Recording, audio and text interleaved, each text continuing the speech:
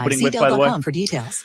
What a time to be a sports Life insurance. Why are you putting it off? Can't afford it? Too much hassle? Think you don't need it? There's lots of excuses for putting off life insurance. But if you weren't there, who would pay the mortgage and other bills? With Ethos, you could be covered in 10 minutes and boom, family protected. Ethos. Fast and easy online term life insurance. Up to $2 million in coverage with no medical exam. Some policies we as are low as approaching a great time where we got answer a few health both questions sets of and get football, your free college quote at basketball, and baseball. ethos.com/play. That's ethos.com/play.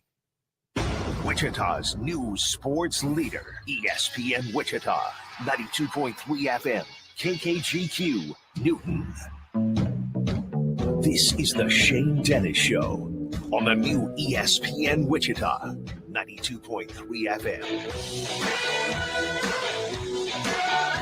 Hello, welcome in. Happy Tuesday, everyone. It is episode 1075. Here on the Shane Dennis Show, Jack Johnson alongside running things. We'll hear from him here in just a little bit. With you for the next couple of hours. We would like to hear from you, and I bet you we will, because I got a couple of giveaways. But regardless of that, if you want to be a part of the show, you're a big sports fan, and you want to weigh in on a topic that we're talking about, or perhaps you want to suggest one, got a couple different ways that you can join the show for the next couple of hours. One is to call us, use the old telephone, and dial us up at 316-669-4996. That's a hotline. You'll need that today if you want to get rich, or at least have a chance to. You'll need the text line if you want some goodies. 316-247-0923. That's text line. So if you want to be a part of the show in some way and you can't call, or I tell you to text, that's the number right there. We have multiple ways for you to stream the show. If you're at work, if you're in your cave, in your office, you work from home, you got a bunch of different ways that you can enjoy this and all of our shows. Number one, ESPNWichita.com. Click on Listen Live so you can stream the show on our website. You can also access past shows on the podcasts, either New Day with SSJ, me, The Pulse with Pat Strathman. He's out on location. I'll tell you where here in a second. The program with Seren Petro from 4 to 6 most nights. You can stream that show at ESPNWichita.com, or go back, re-listen to, or listen to for the first time something that you may have missed. So you really don't have to miss anything at all.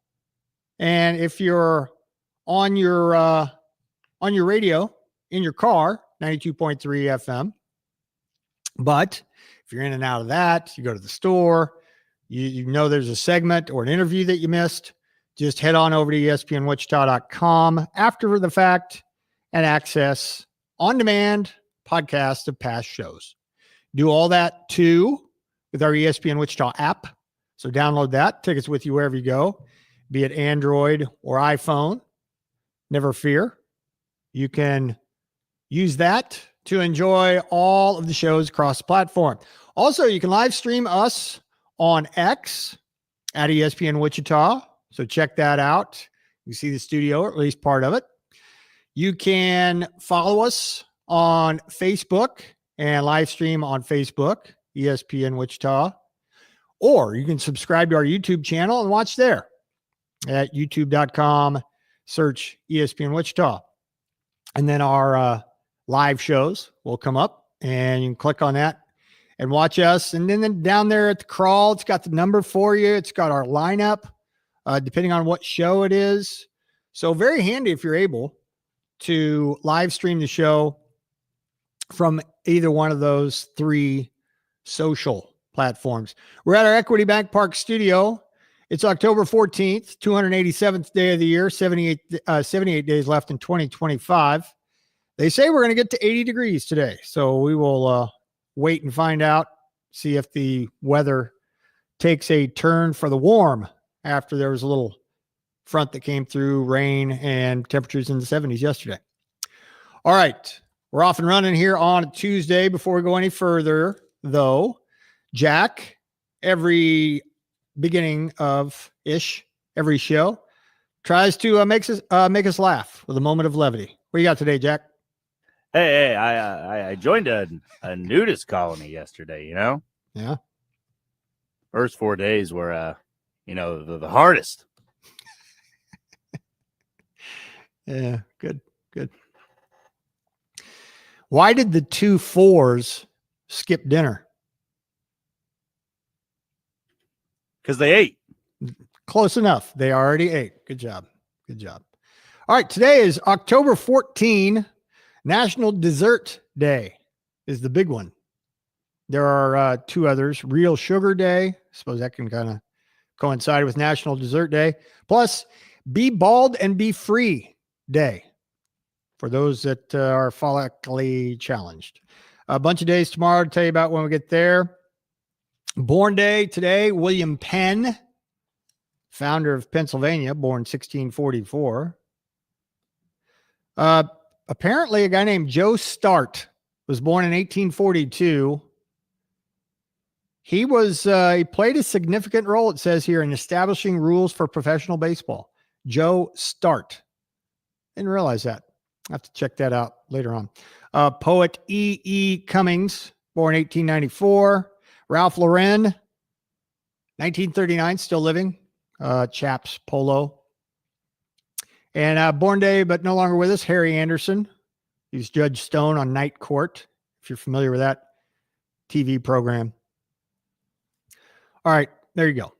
There's October 14th for you, almost midway through the month. Get a little bit closer to basketball. We're already in, you puck heads. No, we're already in hockey season. That kind of brings us to the general topic of the first segment, in that it is a great time to be a sports fan. And I, even though didn't have a dog in the fight last night across 2 sports, Major League Baseball playoffs and a doubleheader of sorts, Monday Night Football, kind of dawned on me that we're not exactly the sports equinox, but we're close enough, because there are a lot of cool things going on if you like sports. And if you aren't interested in something that's going on right now, then you must not really like sports that much. Number one, the NBA season tips off exactly 1 week from today. We have Major League Baseball playoffs in full swing. We're down to the Final Four, as I'm sure you know by now if you listen to this show. But we're almost there at a confluence of all the sports. And besides that, you have a lot of, I think, intriguing side stories or a little nuance of every sport that you favor right about now. Look, if you like college football, and most of us do, almost everybody I'm sure that listens to this show likes college football in some form or fashion, almost everybody. But you have the kind of controversy around Penn State firing James Franklin after Penn State started 3-3. You have the Titans firing Brian Callahan, who went 4-19 in his very brief Tennessee stay. You got Cam Ward, who obviously is not going anywhere. He's their quarterback, but the kind of tumultuous beginning to his professional career. Now he's got to deal with a new head, or at least a new voice, and an interim head coach. And 2 years in San Diego for Mike Schilt, good enough for him. He's done at 57, citing the grind that Major League Baseball season is and has become. And you kind of tip your cap to a guy like that when he admits that he's had enough, because baseball is a grind. You also have Indiana, and I'm not bringing this up just to poke the bear that is Jack Johnson, because he's since come off of his stance that Indiana is public enemy number one, or at least one of them, because of their head coach. But you have them climbing to a program best number 3 ranking in the latest AP poll after they beat Oregon on the road. And then you got football lifers when it comes to the top 25, back in the top 25, USC and Texas after beating Michigan and Oklahoma, respectively. College basketball fans, rejoice. We are 3 weeks away from tip-off. November 3rd is when it starts for real. And Purdue is number 1 in the preseason poll for the first time ever. Rounding out the top 5, Houston, Florida, UConn, and St. John's. So I'm sure you Shocker and Jayhawk and Wildcat fans starting to chomp at the bit a little bit. It's college basketball. Once the calendar turns to November, it'll be here. So you'll have that to look forward to as well. Speaking of Major League Baseball, we'll talk at length, or at more length, about the Mariners Blue Jays series and the Brewers and Dodgers series, and what a performance that Blake Snell turned in last night for Los Angeles, and how that thing ended up working out. Just a little bit of a look ahead right here on the channel. You got game 2 of that series, and you can hear it tonight right here on ESPN Wichita 92.3 FM. After the Dodgers win last night, 7 o'clock tonight, NLCS continues in Milwaukee, where the Dodgers will look to take a 2-0 lead before heading home for game 3. It's a really, really good pitching matchup, at least on paper. If you're not familiar with the Dodgers or the Brewers, Freddie Peralta was a 17-game winner in the regular year for the Brewers, and Yoshinobu Yamamoto, 12-game winner with a 2.5 ERA for the Dodgers in game 2 of that series. Speaking of the NHL, the Wild and the Stars tonight, Lightning and the Capitals tonight, regular season off and going there.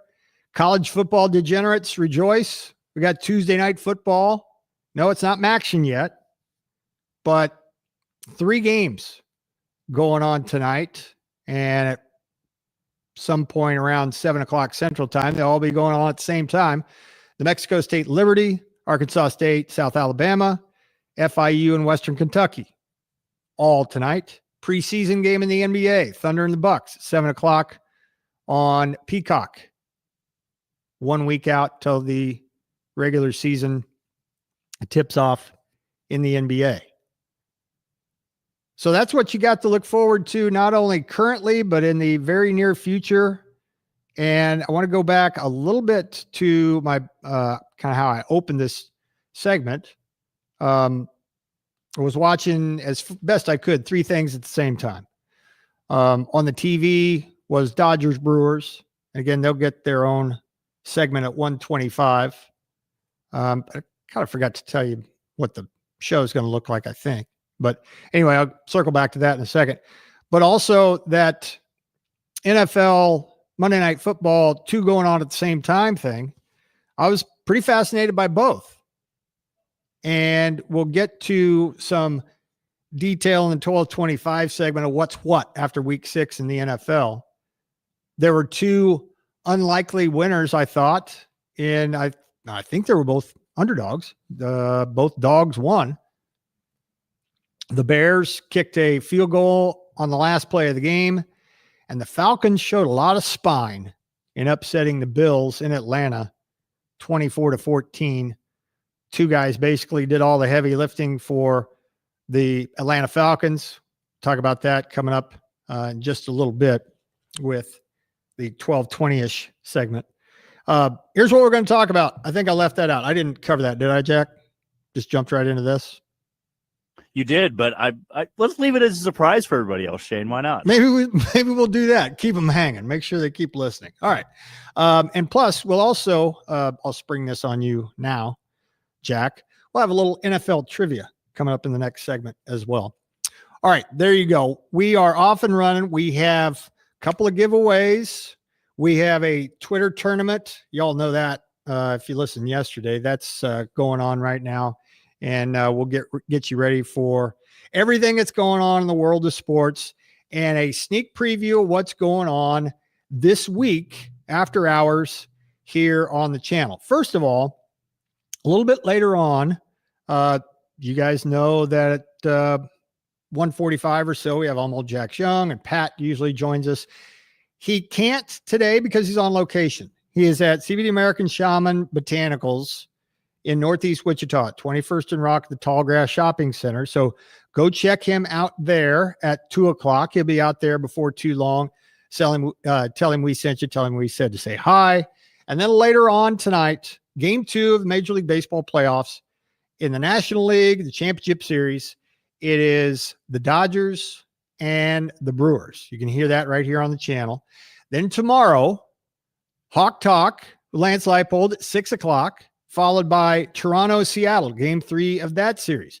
And then on Thursday, we'll have both of those games, one right after the other. They'll be joined in progress, so you won't hear all of either one of them, but you'll get the last part of the National League Championship Series, Game 3 from Dodger Stadium, and then you'll get the AL Championship Series.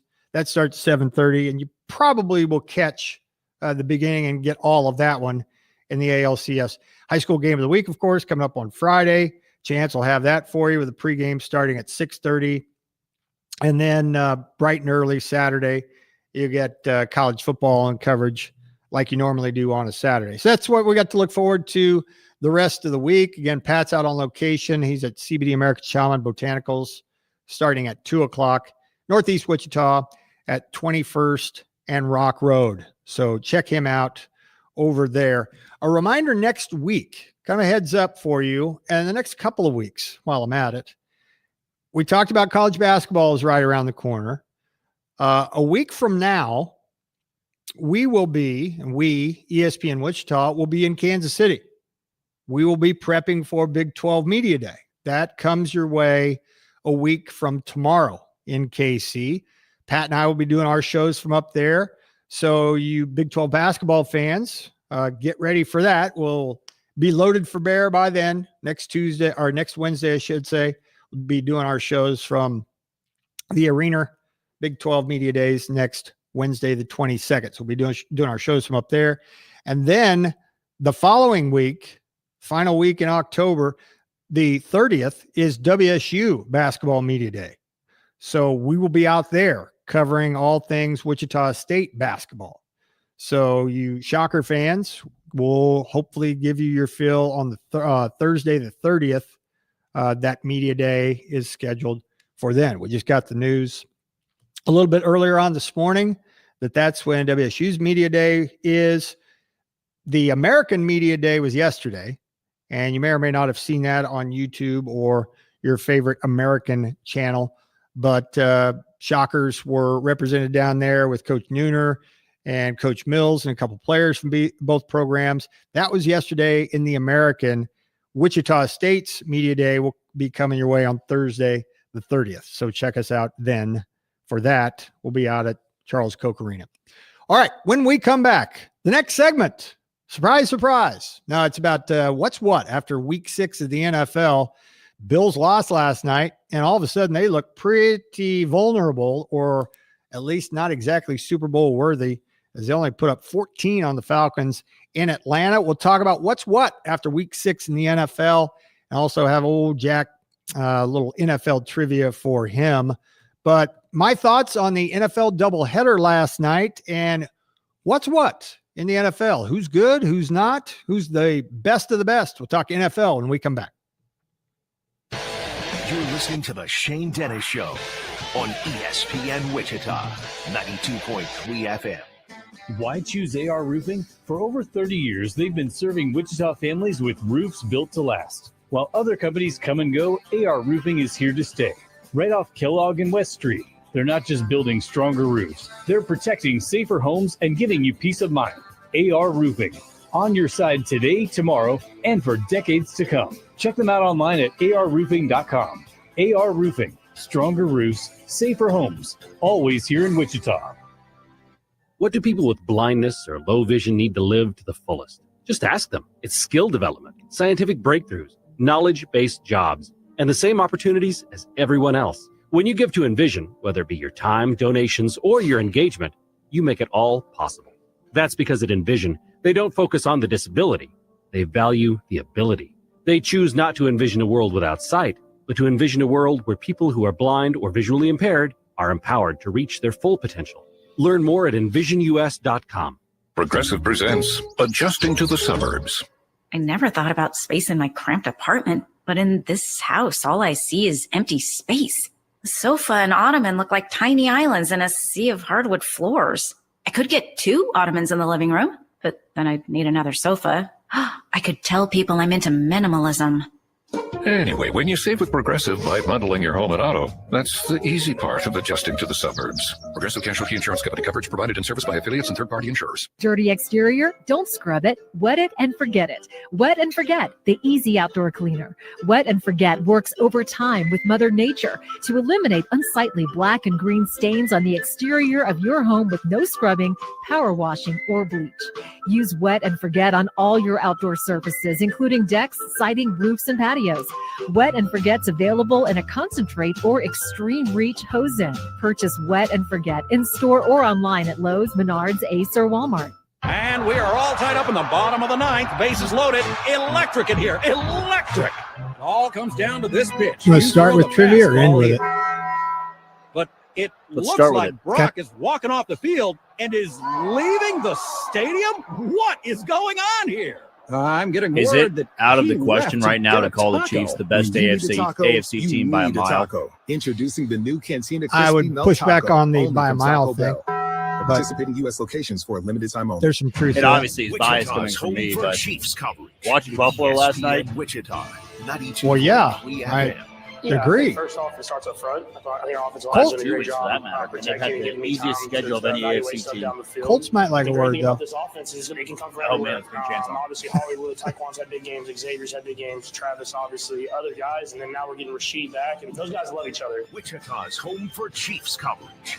ESPN Wichita, 92.3 FM.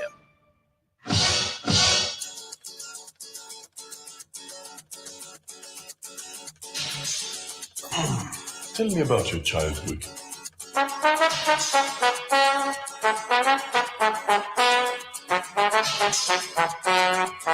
Jack's always good about keeping me guessing. I'm going to assume this is Thomas Dolby. that's what it Born says.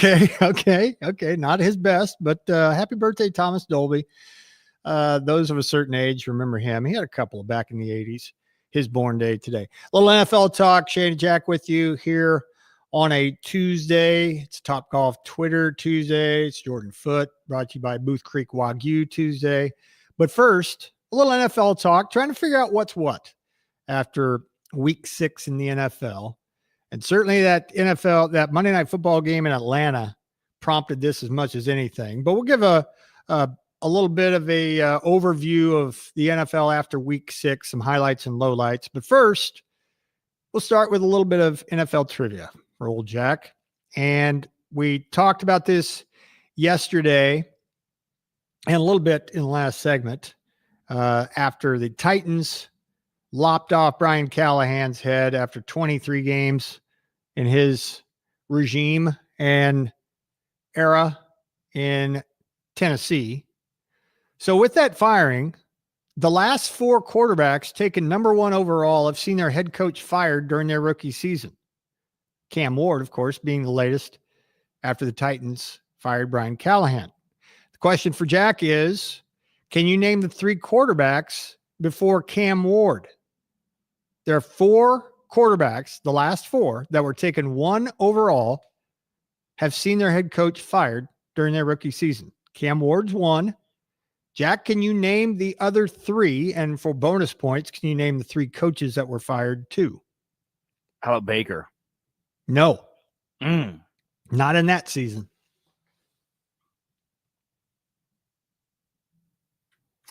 Trevor Lawrence, Urban Meyer. That's correct on both. 2021 Jags.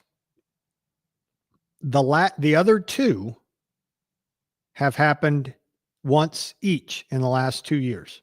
Oh, man. One happened last year and one happened the year before.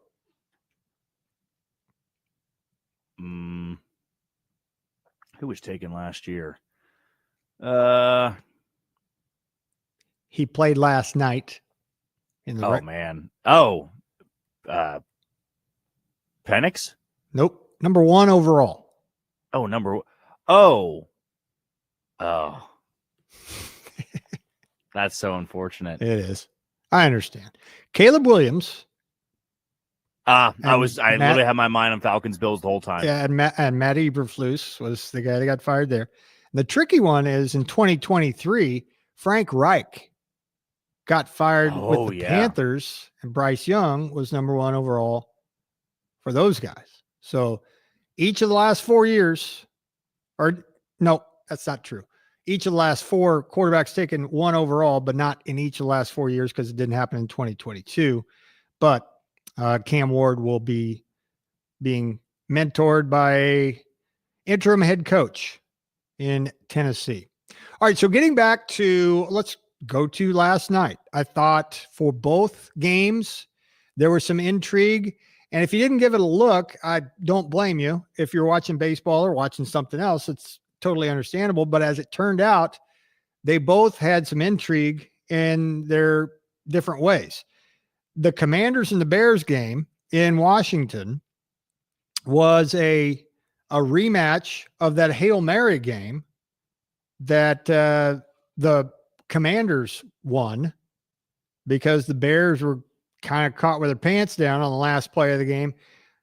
And then on Monday, Chicago got some payback with a Daniels fumble when the Commanders were basically just trying to run the Bears out of timeouts and run the game out. It was, in case you didn't see it, it was a little windy and it started to rain in the second half.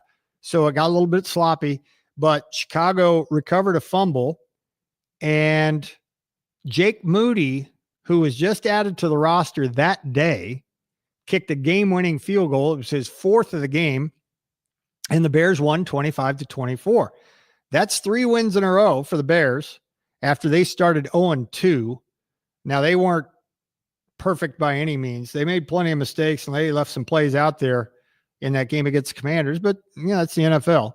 And they go into Landover and beat the Commanders by a final of 25-24. So good on the Bears for winning that game. And then in Atlanta, the Falcons upset the Bills 24-14 in the other game. That's the second consecutive loss for Buffalo.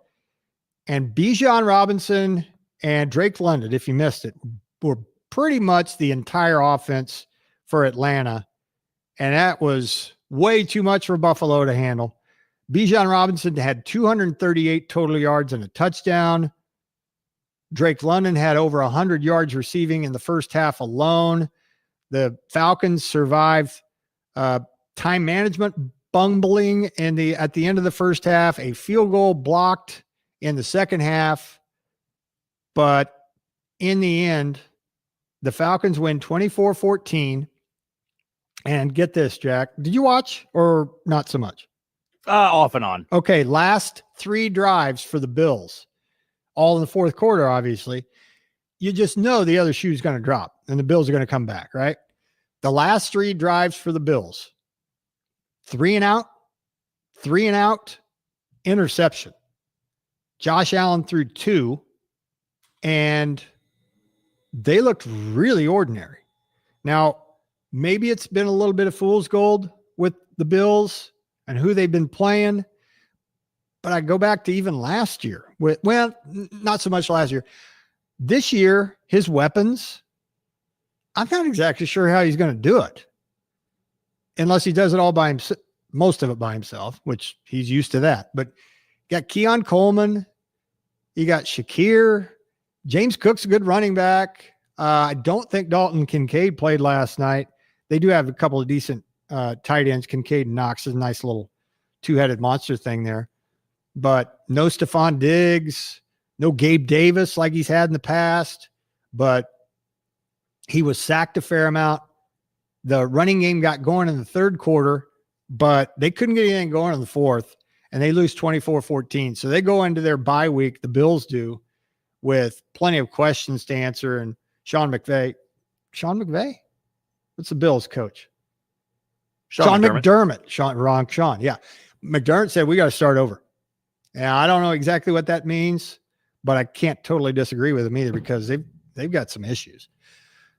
Around the NFL, before we kind of have a little mini roundtable on what we think's going on after 6 weeks, Buccaneers beats 49ers 30-19. They're 5-1 in the NFC, and Baker Mayfield continues to play like an MVP. He's got 12 touchdowns and only 1 pick.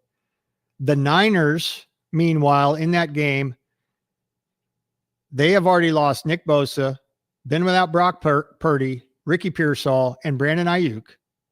And now Fred Warner, their linebacker, is gone for the year after a dislocated ankle. So the Niners are banged up as could possibly be, but it's getting to that point in the season where whoever is getting the bye week could probably start to use it. Then, of course, there's the Chiefs game. They improved to 3-3. They snapped Detroit's 4-game win streak on Sunday Night Football with a 30-17 victory that we already talked about. Patrick Mahomes accounting for 4 touchdowns. We'll get back to them in just a second. Brian Branch was suspended for a game with that post-game scuffle with Juju Smith-Schuster. And for those that didn't know, according to Yahoo Sports, since 2023, Brian Branch has been fined 13 times and now suspended. So for those of you that didn't have a dog in the fight and felt sorry for Brian Branch because Juju maybe or maybe didn't deliver an illegal block and made Brian Branch feel like he was being bullied, 4 times he has been flagged for an illegal use of his helmet, 2 times for taunting, 1 face mask, 1 low block, 1 hitting, striking, kicking, or kneeling, 1 obscene gesture, a hit on a defensive player, a hip drop tackle, and a horse collar. So Brian Branch is a little bitch for complaining about what Juju did to him in a play or plays in that Sunday Night Football game. But I digress. The Colts, who the Chiefs will play later on this season, improved to 5-1. They had to come back to beat the Cardinals, but they won anyway, 31-27. Jonathan Taylor has regained his form from a couple of years ago. The Colts have 194 points already, which leads the NFL. Most by any Colts team has ever scored through 6 games. And if anybody shoveled some dirt on Danny Dimes, then that was a little premature because even Peyton Manning's 2007 team didn't score as many points after 6 games as the Colts have this year. With that Bills loss, the Patriots are suddenly emerging as a factor in the NFC or the AFC East. They beat the Saints 25-19, 4 wins already, matching their win total from each of the last 2 seasons. Drake May is apparently good. I had my doubts. I'll admit I'm wrong, at least so far, because Drake May is doing pretty well in New England. Steelers shut down the Browns 23-9. They're 4-1. They're in control of the AFC North, where the other 3 teams have only won a combined 4 games. The Jets stay winless. They're 0-6. They only scored 11 points against the Broncos, losing that game 13-11. It's only the 3rd time in franchise history that the Jets have started 0-6. So Jack and I were talking off air. So now that all the dust is settled in NFL Week 6, and with the backdrop of the Bills only scoring 14 points on Monday Night Football, and Rashee Rice, his return imminent, that'll be against the Raiders coming up this weekend. Chiefs will be favored. If Chiefs take care of them, they'll be 4-3. And so what do we make of the AFC now? In particular, the AFC West. Chargers did beat the Miami Dolphins, so they more than kept pace with the Chiefs. Of course, they've got the head-to-head with the Chiefs. But now there are 2 4-win teams in the AFC East, a 4-win team in the AFC North. The Colts have won 5 already, 5 of 6 in the AFC South, followed by the Jaguars, who've won 4 out of 6.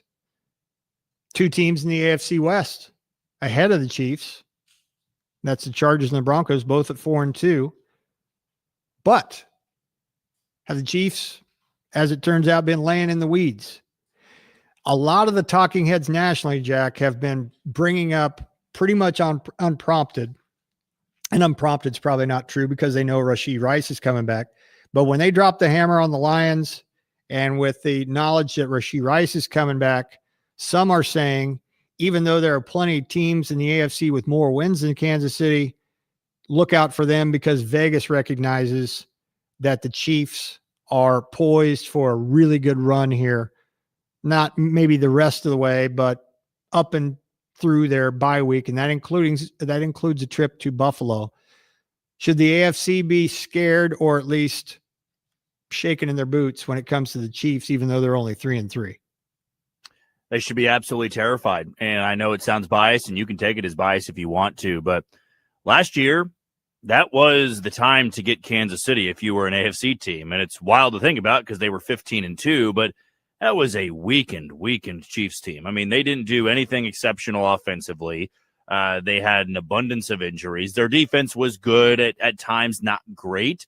They just won a lot of those close games. They were on the good side of some of those close finishes where early on this year, they were not. They lost that close game to the Chargers. They lost that close game to Philadelphia. They lost that close game to Jacksonville. But in all of this chaos, if you will, the Chiefs were still trying to tinker and figure out ways offensively to make things work.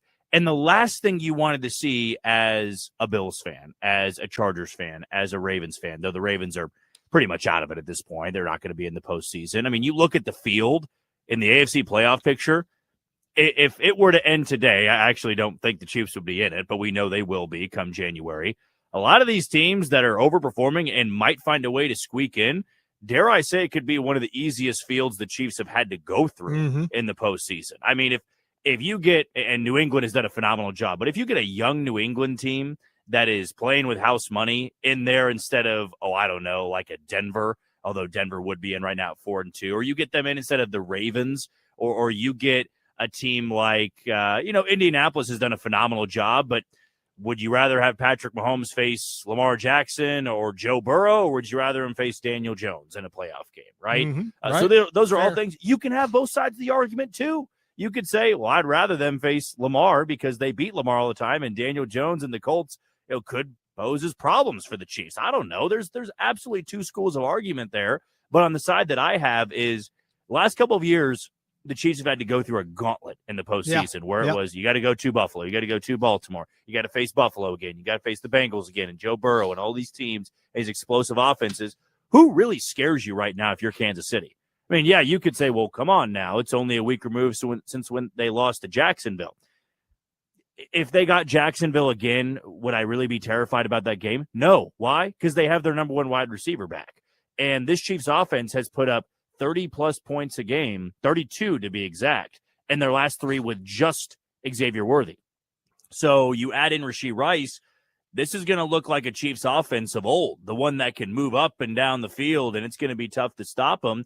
And you're seeing a lot of these other AFC teams just kind of slowly die, for lack of a better term. It might be the fatigue of year in and year out having this immense pressure of being the one to slay the dragon, the one to finally kill the Chiefs. And that wears on you, not just mentally, but physically, right? It's the same way of when you ask somebody, you've got some of those delinquent friends. We all have them, right? and they always try to say they've changed, right?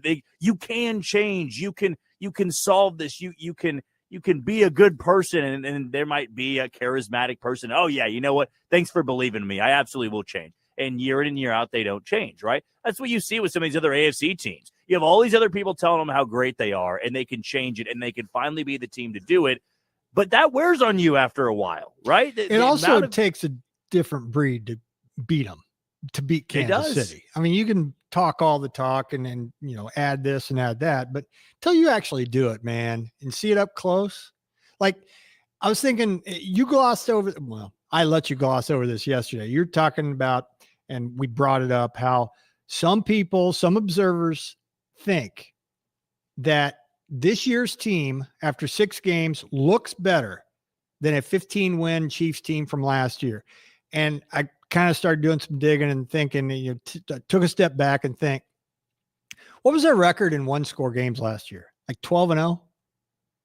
Something like that, They won them all. They didn't lose. That's winning on the margins. That's maybe getting a little lucky. That's maybe all the above. You can't continuously live like that in the NFL and win them all. And so now that element of maybe luck is out of it, not that they're never going to play one-score games again or win them or win the majority of them because you got Patrick Mahomes, but you can't expect to go 12-0. And so that's probably why you take an objective look at a 6-game snapshot versus 17 last year where they went 12-0 in one-score games, and you just can't transfer that amount of luck from one year to the next. And now that they're more whole than they have been, with Rashee Rice coming back and Worthy apparently pretty healthy considering what happened to him in game 1. So now you have a scary Chiefs team, not only in the AFC West, but for the whole damn thing. I mean, ask Vegas. Mahomes and Josh Allen are now dead even at who is most likely to win the MVP. Same odds. And I think either the Chiefs have the best odds to go to the Super Bowl or they're right there with Buffalo for that too. So Vegas at this point thinks it's an absolute coin flip between who's going to the Super Bowl from the AFC, and who would have thought that 3 weeks ago when it comes to Kansas City standing not only in the AFC West, but the AFC period. Well, Shane, you think about it too. We've always made this comparison for the Chiefs. I feel for the most part, if I've jumped over to the NBA side, I've always said, the Chiefs in this modern era have been more like Golden State than anybody. They've just continuously been so dominant. They've got their player that transformed the game a little bit, Steph Curry, Patrick Mahomes. But for a lot of the people listening, I know you don't want me to hear them compare this team to a 2010s NBA team. So why don't we look at the 90s Bulls team? Right. And you lived through this, right? You understood all of this. Yeah. How many rivals did the Bulls have in the 90s, right? Like legitimate rivals that would prevent them from winning an NBA championship, right? You had the Bad Boys, you had the Pistons, you had the Knicks, of course. You had the Pacers as well. A little bit of a clash, though we're not really going to call it a rivalry with the Jazz, but you had Stockton and Malone. And what do we see with all that, those rivals, right? They went through 3 different rivals, true rivals, and all of them had their time, and eventually they dissolved. Eventually they either A, couldn't beat the Bulls, or they did, and it just didn't last as long as Chicago. Are we seeing that now in the NFL with Kansas City, where the constant was always Kansas City? The same thing with the 90s. The constant was always the Chicago Bulls, but there would be rivals that would come in and out. And the Bengals felt like that team where they were the only one to actually do it and win. But then if you miss the postseason 3 straight years after you get to the AFC title game, are you really a rival anymore? No, it feels like they've dissolved a little bit, and they don't have the money to keep up anymore with some of these other teams. Is it a rival, or should we call it something else? Like threat? With the Bengals? Yeah.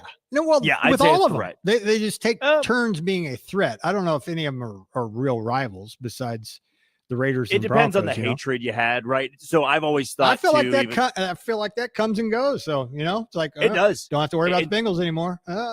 Keep beating the Bills. And the Bengals, to me, and you could probably speak to this better than I can, I always thought the Bengals were more equivalent to the Pistons in this, because the two sides hate each other, absolutely despise each other. These teams do not respect each other, and the Pistons finally did get past the Bulls at one point. The Bengals were able to do that. Not saying these other teams weren't capable of doing that or didn't do it, but I've always thought about that where they didn't put up like the Bengals did. The Ravens and Bills never put up like the Bengals did. So at least I'll give them that. Yeah, that's the argument they have. Even though they have been largely irrelevant the last handful of years, they were still a team to do it. And they came into Arrowhead Stadium and won in the AFC Championship game. And so this is more so about the Bills than anything. And I'll throw in the Ravens here. We would like to think, at least if you're a Bills and a Ravens fan, that it's always going to be that. It's always going to be Chiefs, Bills, and Ravens. At some point, as we've seen in the AFC West, teams catch up to you. Like New England is starting to get more respectable. And that division has always been dominated by the Bills, really, ever since Tom Brady left. I mean, the Bills have just done what New England did for a number of years. But you look at Baltimore, and it's not as good of a division anymore, but they're starting to get banged up, and that defense is no longer good, and they're not going to be a postseason team. We might be entering that era where there could be a new AFC opponent, a new threat, where Kansas City stays the same, and they're the only team, Shane, that always finds a way to reload and make it work sometimes with lesser talent. These other teams... Who's built for that?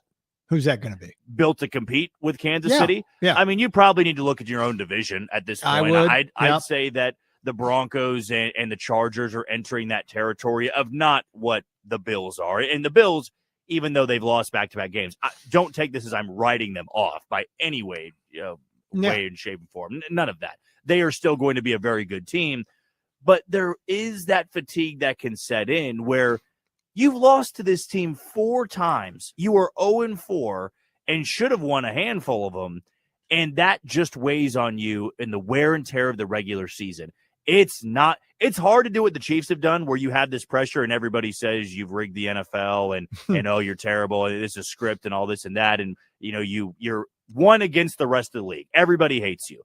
There is that pressure of not just that, but also playing 20 games a year. Some of these other teams don't play 20 games a year, but I have never looked at it through the lens of, imagine being the team that you were supposed to be the savior. You are the Luke Skywalker, but in this, it never graduates from the Empire Strikes Back for you nerds out there. I'm a nerd myself.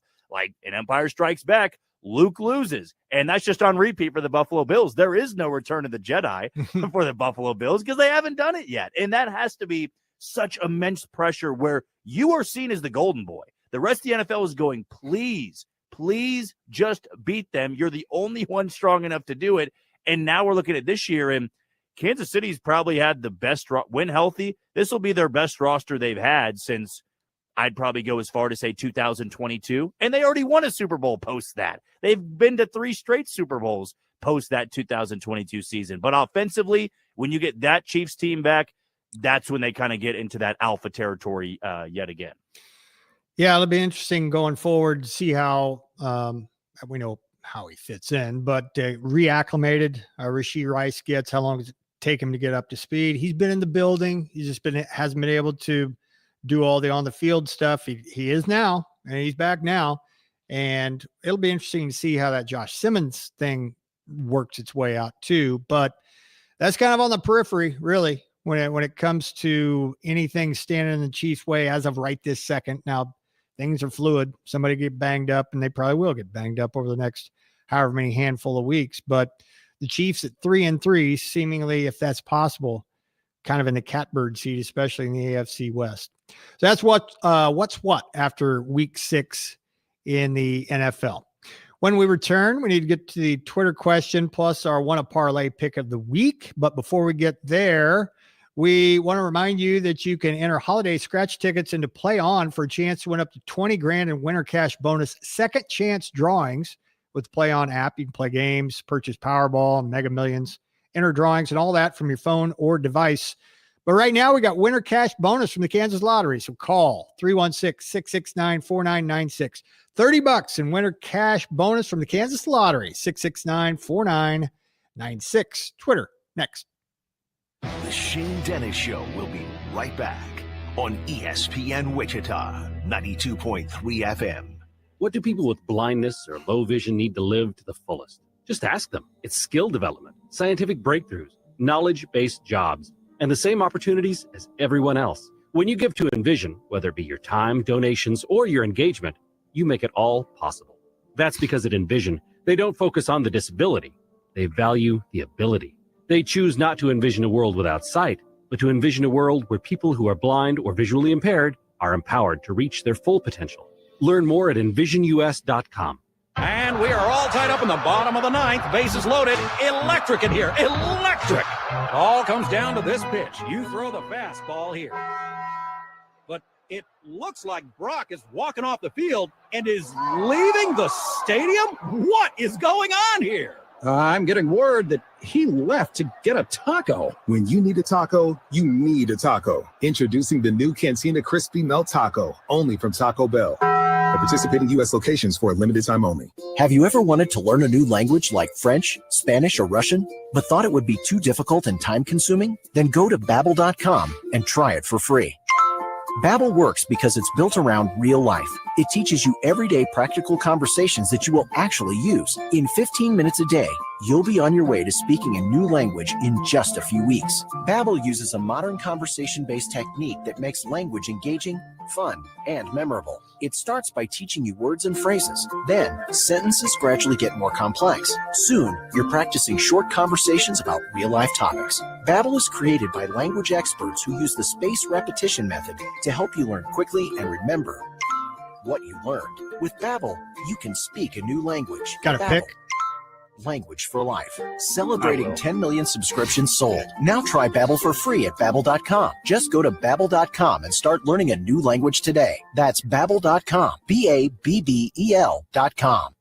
Let's get crackin'. Rockin' Brews Casino is turning up the heat with all-you-can-eat crab legs every Friday. From 3 p.m. to 9 p.m., feast on never-ending delicious crab legs, plus your choice of Caesar or Rockin' House salad, seasoned corn, potatoes, and top it all off with ice cream dessert, all for just $69.95. But hurry, last call for new crab orders is 8:15 p.m. That's every Friday at Rockin' Brews Casino, I-35, exit 231 in Bremen. Rock your Friday nights and get your claws on this feast. Rockin' Brews Casino. Eat, win, rock on. Owned by the Caw Nation. The ESPN Wichita app is available now for both Android and Apple.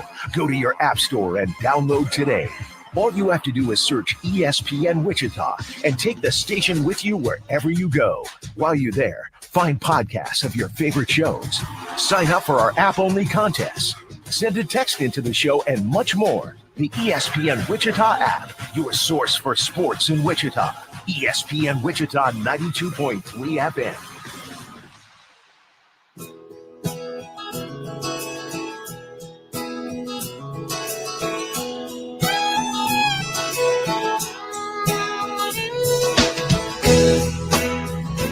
Born day, Natalie Maines from the Chicks. 12:51 here on a Tuesday. Jordan Foote coming your way in 9 minutes. But right now, it is Jack and myself's pick of the week, brought to you by Wanna Parlay. Use the promo code JACK for a 100% deposit match up to $250. So download the Wanna Parlay app. You get a $100 deposit match up to $250, 100% deposit match rather, up to $250. You must be 18 or older. Gambling problem, call 1-800-GAMBLER today. My parlay, and again, I keep telling you this, but you can really make your dough last by playing the main event. That's what I do. It's just $2 at a time, and you can stack up the legs of the parlay for bigger and bigger payouts if you nail them all. I got 3 today, and they're all today. So here is my pick of the week for Wanna Parlay. New Mexico State and Liberty tonight in football. I'm going under 46.5 in that one. In the Milwaukee-Los Angeles game tonight, Major League Baseball, I'm going under 7.5 runs scored, and I'm taking Christian Yelich to get a stolen base. So there's a 3-legger right there. If you play main event, it's only $2 to play. Download Wanna Parlay. Use promo code JACK. New Mexico State, Liberty under 46.5. Brewers and Dodgers under 7.5 runs scored. Christian Yelich with a bag. Jack, what's yours?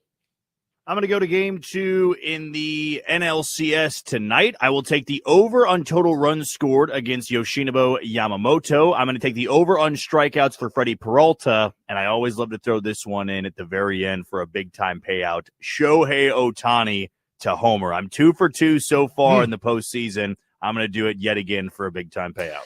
I keep waiting for you to take Shohei at 2 and get even richer when he does it. Oh, man. All right. The Twitter question has to do with Halloween candy. It's a tournament. It's round 2 of the Halloween candy tournament. Round 1 is in the books. Who is going to go on to the final 4? The next 4 for you Reese's, by the way, is moving on to the Final Four. Round 2 at ESPN Wichita. Butterfinger, Payday, Nerds, Smarties. The stuff that you're most likely to get or give during Halloween for trick-or-treat candy, it's the Twitter tournament to see who's the best of the best. We did it last year. We're doing it again this year. So vote and repost your favorite Halloween candy of these that I give you. And yes, I have seeded these guys. I always do on the Twitter tournaments. So far, Butterfinger, 58.3%. Payday, 20.8%. Smarties, 12.5%. And Nerds, 8.3%. Still got a few hours left to vote. If you haven't gone over to the Twitter machine or X at ESPN Wichita, head on over there and vote and repost among these. The Twitter question is brought to you today by Top Golf. If you're looking for the perfect venue to host your next big event in Wichita, you need to check out Top Golf Wichita. Whether it's a corporate event, client appreciation night, birthday bash, fundraiser, or tournament, Top Golf Wichita has got you covered. Tee off your next event with Top Golf today. Visit Top Golf Wichita online or call 316-394-4057, 394-4057 to reserve your date. If you would like some stuff from Top Golf, got a little prize pack for you. You need to text me what your favorite Halloween candy of these 4 are. So you kind of have to be paying attention and bearing down here. In order to win Top Golf prize package of Butterfinger, Payday, Nerds, or Smarties, text which is your favorite of those 4. 316-247-0923. Text me your favorite candy bar of Halloween from Butterfinger, Payday, Nerds, or Smarties. 316-247-0923. Thanks for participating. Good luck. Got a prize pack from Top Golf Wichita on the line. And you guys are bearing down. That's good. You're not just texting golf. That's not going to get it today. You need to text me your favorite Halloween candy of those 4. All right, hour number 2 is straight ahead. We'll get Jordan Foote's thoughts on what happened Sunday Night Football. Get his thoughts on the Brian Branch suspension for his little dust up with Juju and some overall NFL thoughts with Jordan Foote. He comes your way on the other side of this break. Jordan's Juicy Takes, brought to you by Booth Creek Wagyu. More on that in a moment. And Jack and I will dive in a little bit more detail. Major League Baseball playoffs.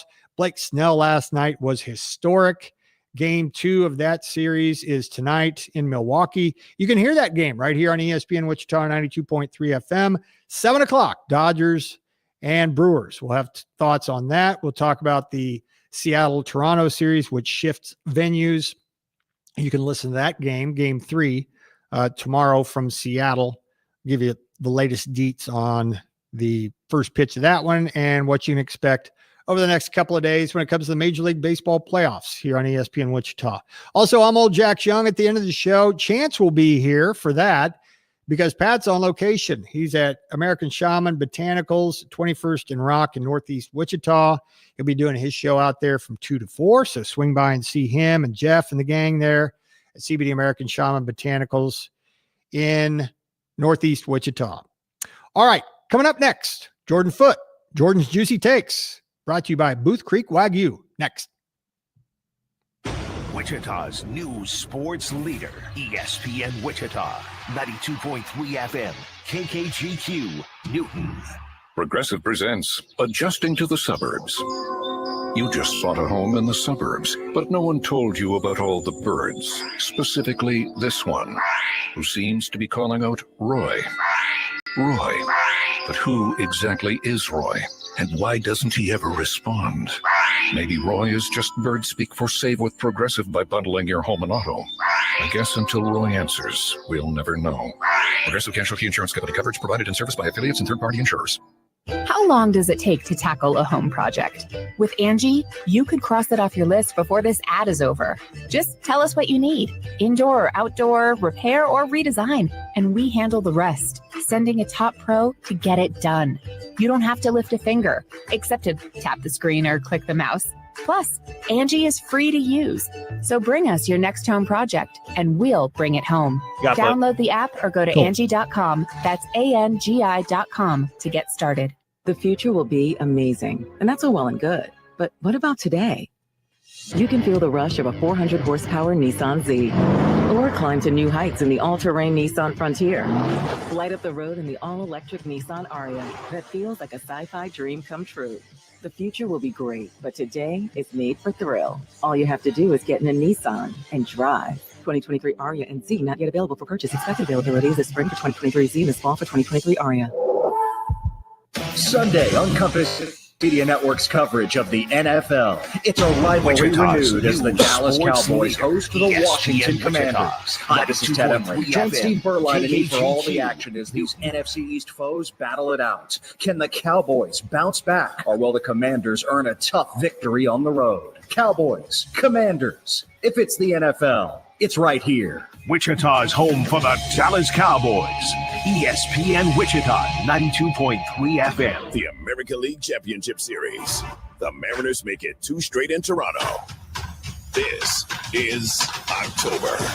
Backtrack, and that one is over the wall. That's a 3-run home run for Polanco. The postseason of Polanco continues. Game 3 of the Mariners and Blue Jays. Coverage begins tomorrow at 7:30 Eastern, with first pitch at 8:08 Eastern on ESPN Radio. Your home for Major League Baseball. ESPN Wichita, 92.3 FM. Shane and Jack's picks of the week are brought to you by Wanna Parlay. Use promo code JACK for a 100% deposit match up to $250. Must be 18 or older to play. Gambling problem? Call 1-800-GAMBLER today.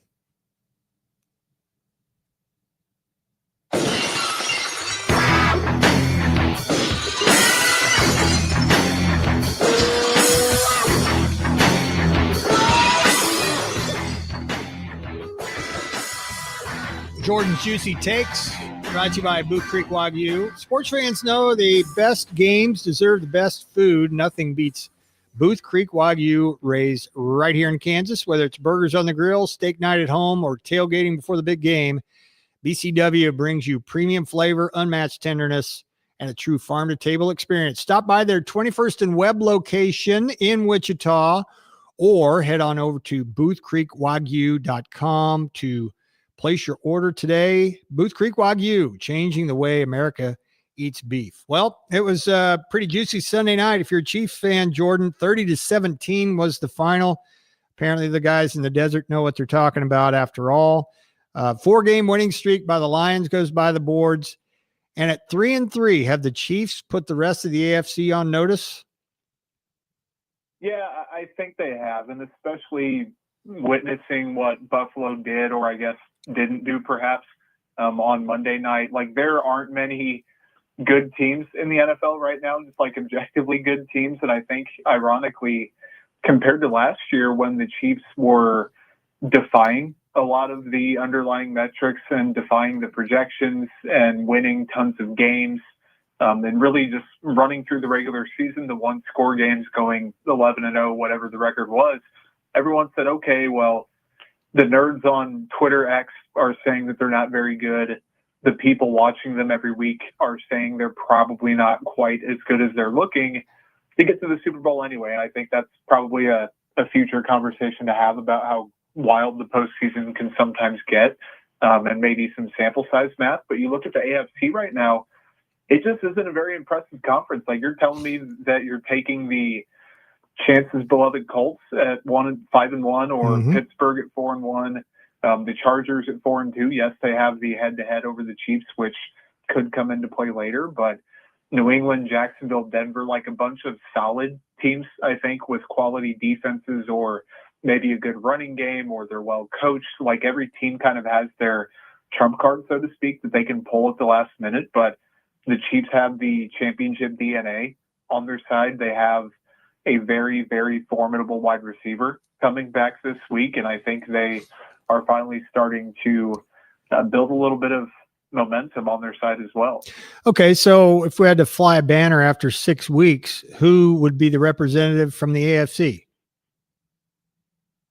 I think the Chiefs would be the one, and usually I'm a little bit lower on them, I think, than the consensus, and I'm kind of the poster child for, okay, let's be realistic here. But even at 3-3, man, they just look very impressive in how they're doing it. And I think compared to last year when everyone said, okay, every measurable metric is saying the Chiefs are just a good team with great situational play, and that can win you a Super Bowl, that can get you to a Super Bowl.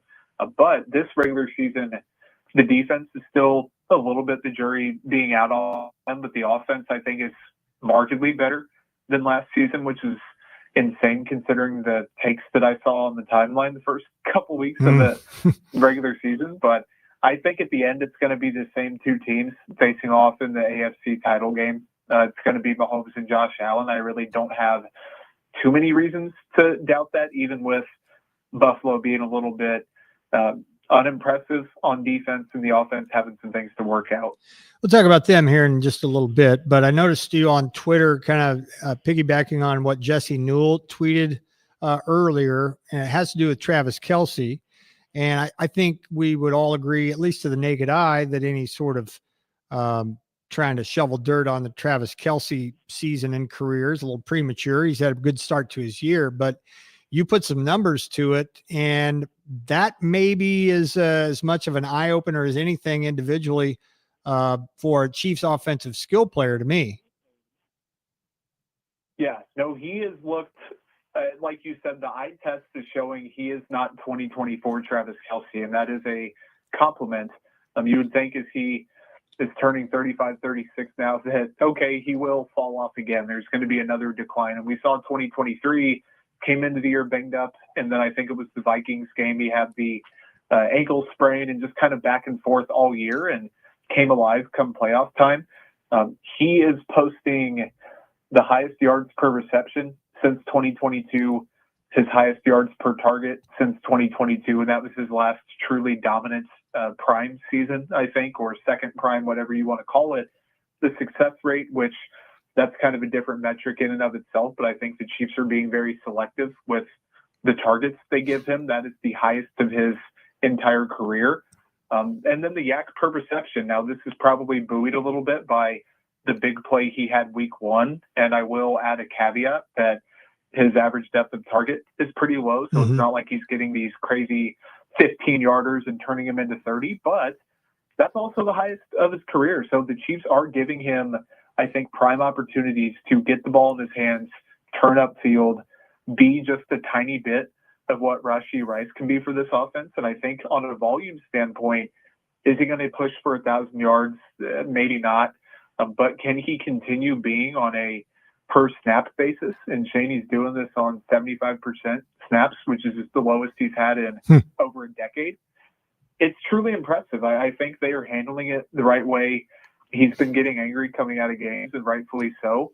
And when he takes tumbles like he did on Sunday night, that's always a little bit scary. But, man, truly impressed with the plan for him, how they're executing it. And then Kelce for having a little bit of wiggle left in his game, coming in what seems like truly good shape. And I think you are seeing the truly optimized 36-year-old version of Travis Kelce. You got thoughts on the Juju Smith-Schuster, Brian Branch dust up after the game? Just dumb. Brian Branch has been in trouble via fines quite a few times. Juju is going to be Juju, and I like the way he handled it after the game. And, you'll never see me pass up on an opportunity to praise Juju. I think he just deserves all of it as a teammate, as a guy, as a player. He is a perennial, you want to come back and be wide receiver 4 or 5, you got it type of player, kind of like where Kareem Hunt is right now, I think, in the running back room. And Brian Branch, 1-game suspension, is that truly enough? I don't know. Should it have came with, a fine on top of that? Again, I don't know. But in a game that I thought was pretty cut and dry by the end of it, and then in terms of how it was officiated, I think that was overblown. And the timeline's just been a wasteland. Sure has. Times it is. But, man, Monday I got on maybe 2-3 times all day and scrolled, and then I went to the For You page for comedic relief instead of scrolling Chiefs-Lions discourse. And, man, it was rough and stems from a unfortunate post-game for what was, I thought, a pretty fun back and forth. What's been the biggest key for you over the last 3 or 4 games, however many you want to slice it up to? It's Patrick Mahomes' greatness. He has been high level. How come? I think getting Xavier Worthy back helped quite a bit. I think Andy Reid has done a better job of helping Patrick Mahomes. And listen, weeks 1 and 2, they lose to the Chargers. You drop to 0-2 against the Eagles. Even part of the Giants game, I think they not trolled around and messed around, but they didn't bring their absolute perfect plan. And that's always been the thing with Andy Reid, whether it's valid or not. People say, okay, he's just kind of sandbagging a little bit. And the numbers are back now. I think the game plan, they're implementing the optically fun stuff that people want to see, but also he just is actually calling better concepts instead of flooding the same areas of the field. He's getting guys open and letting them kind of accentuate their strengths. He's getting Worthy open in the middle of the field. Hollywood Brown is getting a lot of that RPO slant type stuff. And perhaps the biggest difference, and ironically, this isn't Mahomes himself, they're shifting to more under center run game with guys like Isaiah Pacheco. And it's something that people have kind of been clamoring for. And Ted Nguyen from, I think it's The Athletic, he does fantastic work, a bunch of film stuff. He posted something earlier today that caught my eye. Pacheco's averaging 3.6 yards per carry from shotgun, which I think anybody probably could have guessed. He just hasn't been good there. 5.2 under center. And the success rate is very different for both of those. He's getting more yards before contact per run from under center. The Chiefs, I think their blocking scheme works better for it. Kareem Hunt is probably better if you would have pulled numbers for him as well. Like, I think that while you're never going to be, let's say, the Rams with Matt Stafford, and you're constantly under center, you can still lean a little bit further away from bottom third of the NFL. And I didn't think personally that Andy Reid would lean into that because old dog, new tricks, all that good stuff. But at least in the past few games, he's been very willing to, and I think it's helped give Patrick Mahomes some easy levers to pull, and that's not at all a slight for a guy that I think they've made his life hard enough. Raiders come in next. We'll talk about them here in just a little bit. They beat the Titans 20-10 and basically got Brian Callahan fired by beating them and only scoring 10 points in the process. We had a little bit of NFL trivia a little bit earlier that each of the last 4 quarterbacks that went number 1 overall have seen their head coaches get fired in their rookie year. Caleb Williams last year, Bryce Young 2 years ago, and Trevor Lawrence in 2021. Now Cam Ward's out on his own and hearing maybe not a completely different voice when it comes to who's calling the plays and what to do offensively, but can't this be a cautionary tale that a rookie quarterback, regardless of who his coach is, needs a little continuity, or do we not have any patience whatsoever anymore? It's both. I think you are 1,000% right. And one of them should lead to the other. And I actually watched a 2-part kind of extended interview series on YouTube this week, funnily, that you mentioned about that same exact thing. And one of them was more on the analytics side of, okay, here's how you can structure things around the quarterback. Here's how you can game plan to have, let's say, immediate success, if that's even a thing, and your name isn't Patrick Mahomes after sitting for a year and having Alex Smith and Andy Reid to, I think, tangibly improve how you're going to adjust. But, man, there has to be – it's Peyton Manning's rule, right? Don't draft a rookie quarterback if there's any chance you're going to fire that head coach within a year. You have to pair them together, and if it doesn't work, it doesn't work. But you're setting, I think, both sides up for failure, and teams are so desperate to move up in the draft, use that top 10 pick on a quarterback. It's so hard to find the right one, and I'm not arguing that teams should, let's say, always use a second-round pick every year on it and go that way. But,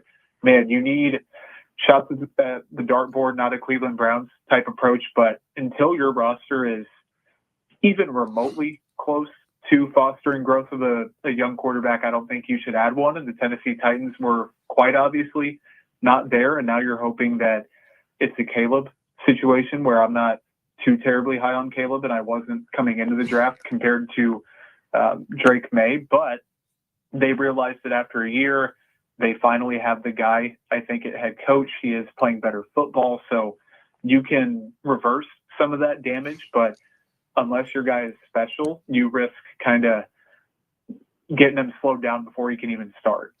Doesn't Caleb Williams at least look like a competent quarterback now? And it didn't seem like it took that long to go from God, he looks lost to now he's got DJ Moore, he's got Roma Dunze, he's got Komet, he's got Swift, and now he looks like he's at least normal. That didn't take long, right? 1,000%. Yeah. Now, and I think that, and Anthony Richardson's going to be the prime example of, okay, look at what the Colts are doing with the right fit. That team is ready, and I just don't think Anthony Richardson was. And we're seeing more examples of a Baker Mayfield, a Sam Darnold. I can maybe even see if Kyler Murray ever went south in Arizona and went somewhere else, I could see him kind of reviving his career a little bit in terms of more consistency, not the ups and downs that he's had.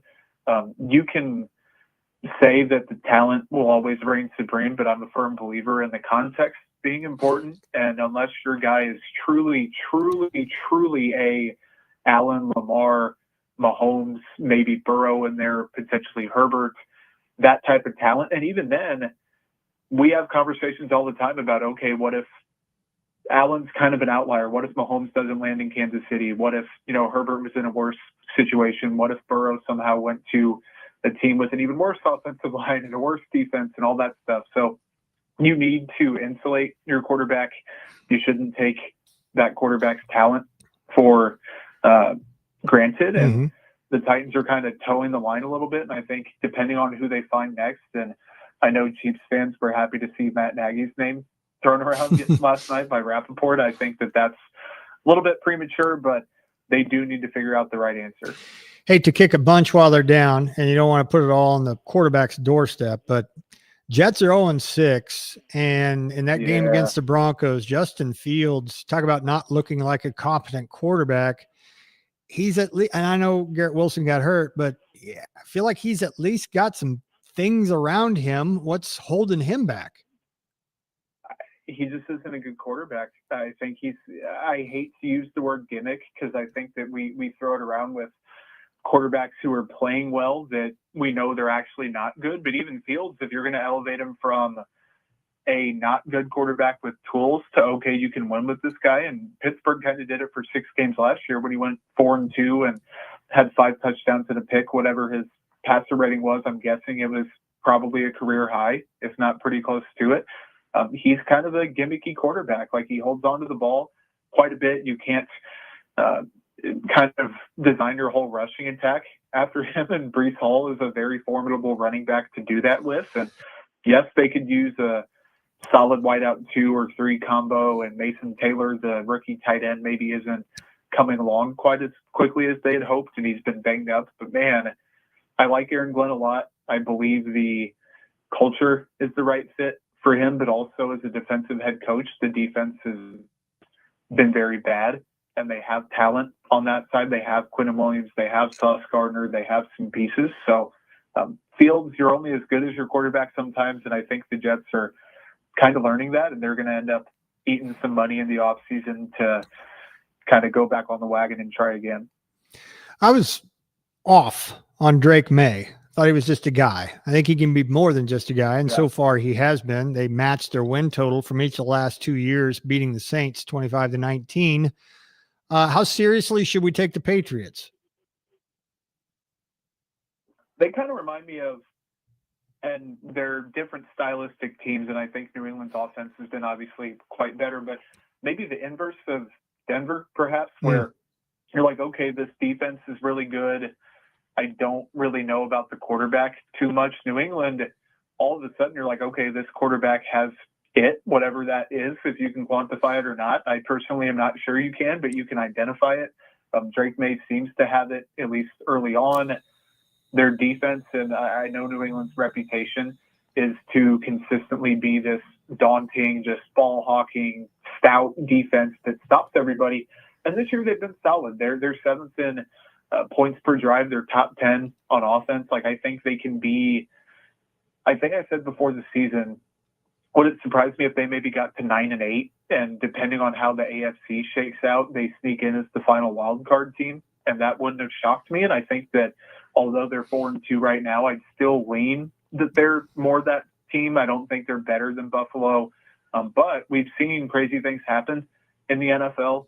They also play head-to-head. They're in the same division, so if Buffalo does mess around a little bit and not take care of what is a really easy schedule, maybe there's an outside chance that 10-7, 11-6 wins that division, and New England just gets a couple bounces. So I don't think they're serious. I don't think that they have a AFC championship game ceiling, but if absolutely everything breaks right, including Drake May continuing to ball out, maybe they come to Kansas City for the divisional round, and, we all know what happens after that. Yeah, we do. Buffalo, speaking of Buffalo, they did mess around last night in Atlanta. And feature this, Jordan. Can you imagine in the fourth quarter a Josh Allen-led offense going 3-and-out, interception to end the game? Now, they couldn't stop a nosebleed last night defensively. Is there something wrong there, or are they just going to welcome the bye week and they'll be fine? I think they're going to be fine ultimately. Now, losing back-to-back with a quarterback as good as Josh Allen, especially against two non-elite teams, like, is New England good? Potentially. It's on the table. I just think they're more solid, and Atlanta might not be quite as bad as I thought, even with Michael Penix at quarterback. Their defense is better than it was last year, but still, they had chances in that game. I was watching. I'm like, okay, well, they stopped the Falcons, and now they have a shot here. And that's the Bills' defense, to your point. They haven't got many stops this year. Like, it is objectively just not a good unit. And I think that when people think of Sean McDermott, they think that the Bills' defense is going to be awesome. And they have had, specifically the late 2010s and early 2020s, some really, really good defenses. They've had stoppers. They've had talent. They kind of remind me now of a team that is trying to emulate the 2022-2023 Chiefs of, okay, we're not going to have a bunch of household names for pass catchers. We're going to not have a bunch of household names on defense. We're just going to make it happen. They don't have the coaching for that, I don't think, and they also don't have the situational chops. Josh Allen just isn't quite as good as Patrick Mahomes when that stuff comes down to it. The DNA is not there for that team. So can they still get where they want to go? Do they still have the top, let's say, 5 offense? Is James Cook awesome?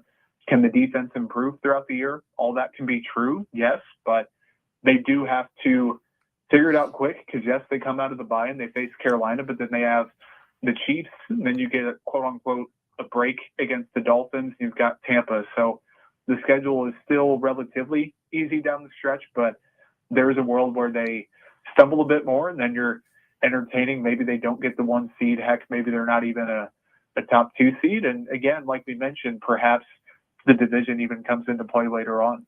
Speaking of the AFC, the Steelers are 4-1. They get Thursday night football at the Bengals, who certainly without Burrow, kind of without a rudder offensively. They turned to Joe Flacco of all people against the Packers. Lost, made it a game, but still lost. They're 2-4. Pittsburgh's a favorite. Fool's gold in Pittsburgh, or you believer? No, I think they are about as serious as the 2 people who voted for nerds in the Halloween candy poll and the 4 people who voted for Smarties. If you're on the text line, I would thank you for that. You showed yourself. Yeah. I was trying to refresh and see if we got more data to swing my opinion, but Payday, valid, Butterfinger, the obvious answer. Anyway, Payday actually got a lot more votes than I thought that they would, but Butterfinger's going to win. But yeah, thank you. Yeah, absolutely. I like them. I think that I've always liked Mike Tomlin. Rodgers, the player, is still fun to watch. I also don't think he is quite as good as he once was. Really close. Like, he's an upgrade over what he was last year, but is he maybe 2022 Aaron Rodgers, the last year in Green Bay?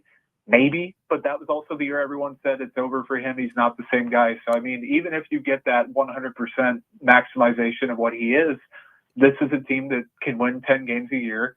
Maybe you get to the divisional round instead of losing in the wild card round.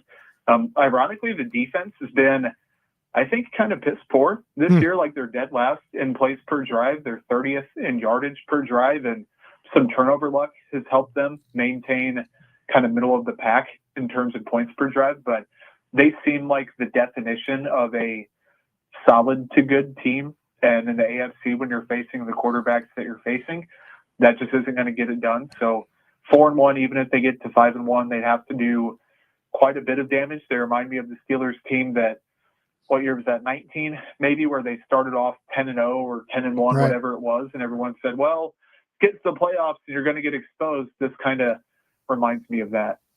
A couple of quick ones before we let you go. Number one, do you anticipate the Chiefs making a trade before the deadline? I know it's a little ways down the road, but any candidates? They going to make a move? I'm going to double down. I don't think they do. And if they do, I don't think it's going to be a sizable, massive, like, impact player. I don't think they're going to go get a running back like a Rico Dowdle in Carolina, who's just turned in 2 freaking awesome weeks back to back. Sure has. They're not going to go get Breece Hall. They won't do anything like that. And also, I see the arguments for people that are pushing for a pass rusher more than a running back, and I totally understand it. And at first I said, well, that doesn't make much sense, but the 4-man rush in KC just hasn't been able to get it done. And there's some weird stats going around about how they're top 5 in non-blitz pressure rate and like all this stuff. I just don't believe it with what I've been watching so far. I think that there's maybe a counting error there. So a long road to a short path. I think they're going to ultimately stand pat. And if they do make a transaction, it probably isn't going to be a swing this season. Maybe you get like a Carlos Dunlap or a Melvin Ingram, something like that, where it can help, but you're not going to massively upgrade a position at the deadline. Okay, so Chiefs Raiders, it's Raiders week officially. Chiefs big favorites, nearly 13-point favorites against the Raiders, who are 2-4, but one of those came against the Titans this past week, and we all know how that went. What's the biggest thing the Chiefs have to worry about? Ashton Genty slowing him down. I think the Chiefs defense has just been not very good against the run this season. Maybe a Trey Tucker big play, like Gino's going to sling it, whether it is working or not. And this year it absolutely has not been working for him. It seems like Brock Bowers is potentially going to be out through the bye. They're still kind of maneuvering that unless there's been new word today. So I think Genty, and then on the defensive side, can you block up Max Crosby? And again, the Chiefs tackles have been playing a lot better, and that was even without Josh Simmons on Sunday. So I'm thinking kind of a 24-13 type of game where they still pretty convincingly win, but it's not going to be the Rashee Rice is back, everybody's got to eat 35-40 point kind of explosion, but they're still going to have a nice solid win against the division rival. And Jordan's Juicy Takes every Tuesday by Booth Creek Wagyu. Go to boothcreekwagyu.com to order. 21st and Webb here in Wichita. Jordan, great stuff as always. Have a great week. You too, buddy. All right, 126 now. Let's turn our attention to Major League Baseball playoffs, shall we? You can hear it right here on the channel. We'll tell you which games, when, what time, and whatnot. But we got to talk about Blake Snell and his historic outing last night in Milwaukee. That is coming up next.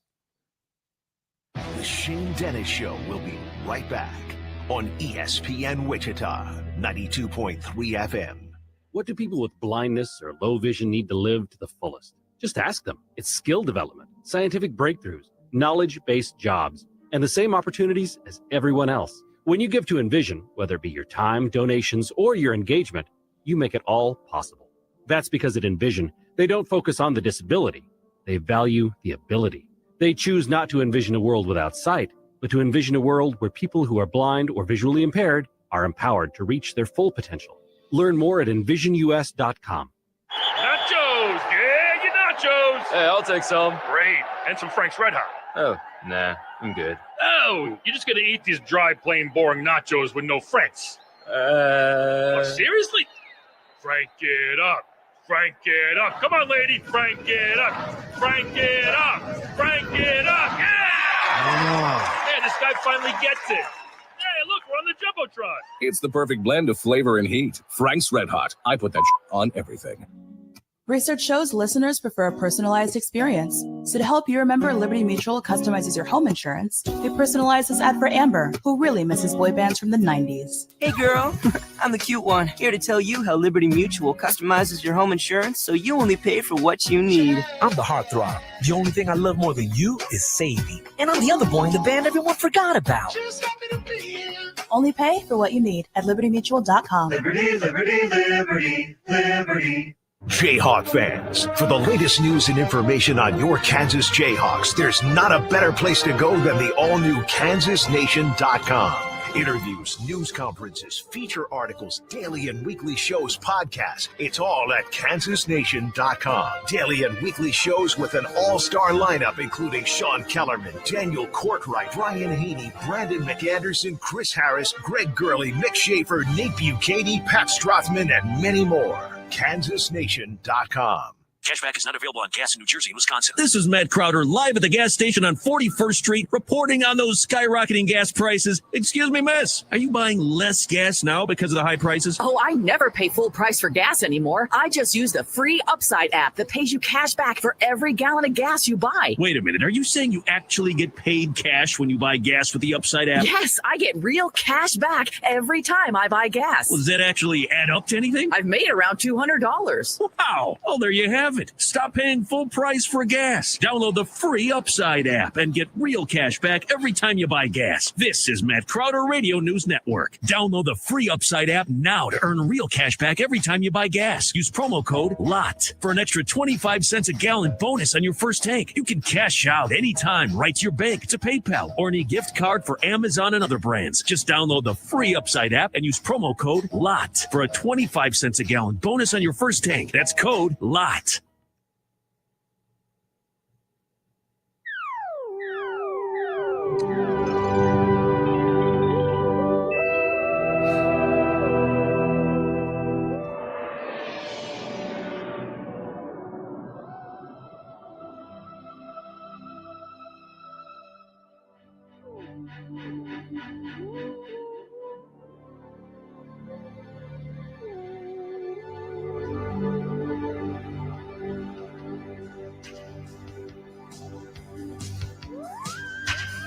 That's Moody Blues.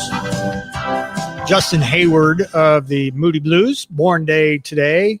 131, thanks to Jordan Foote for his NFL takes. If you missed him, check it out on the podcast. We covered a lot of ground in the NFL when it comes to our visit with Jordan Foote today, so check that out if you missed it a little bit earlier. Time now for some Major League Baseball talk.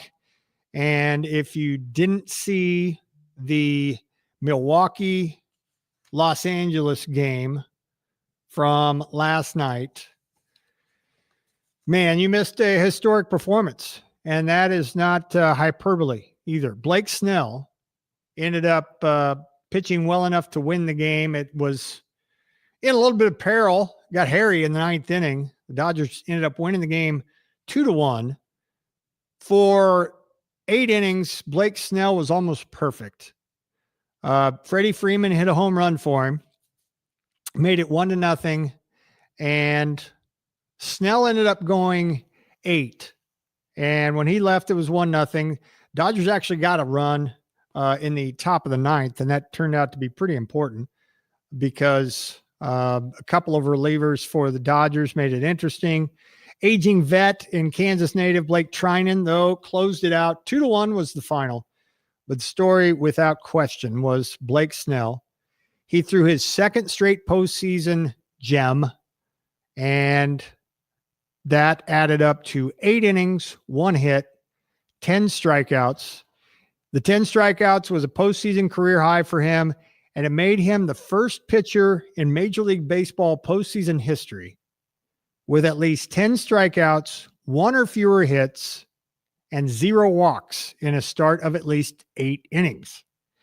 It was also the first postseason start in which a pitcher faced the minimum number of batters through 8 innings, 24. Since, of course, Don Larson's perfect game in 1956. He faced the minimum 24 batters through 8 innings because he didn't allow any base runners the whole game. And then in the 9th inning, Dave Roberts went to the bullpen. It almost blew up in the Dodgers' face, but again, Trinan got a strikeout with the bases loaded after a run came home. That game also featured a double play that is almost indescribable. You have to see it if you hadn't heard about it. Check it out online. The 8-6-2 Brewers double play that they turned what was almost a grand slam or almost a home run anyway, and turned into a double play, force out double play, 8-6-2. Again, you have to look it up. It's hard to describe. But Blake Snell, his outing was a thing of beauty, and the Brewers were eating out of the palm of his hand the whole game. He made pitching look like it's way easier than it really is. And those guys are pretty fun to watch, but it's deceiving because guys like him have almost every pitch that he threw. Last night, anyway, he did. Every pitch was like on a string. He didn't throw every pitch exactly where he wanted to, but he didn't miss many spots. And you pitch like that, and I don't care who you're facing, you're not going to give up much. And he didn't.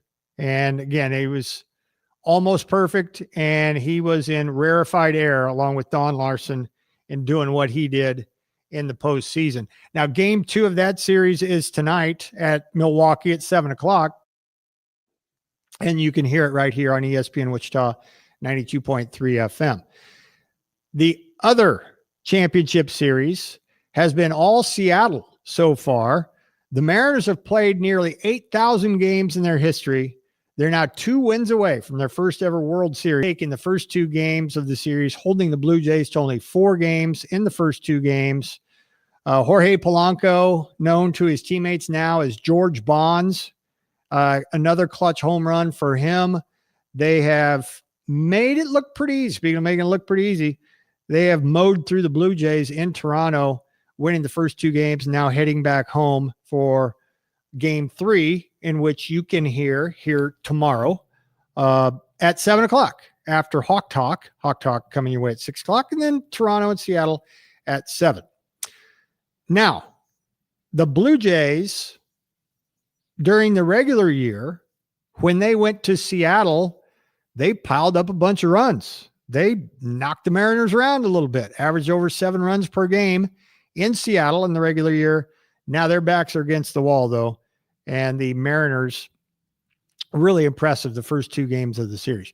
Jack, you got any takes on either Blake Snell or the Mariners on the cusp of history and what you've taken away from the first couple of games in the respective championship series?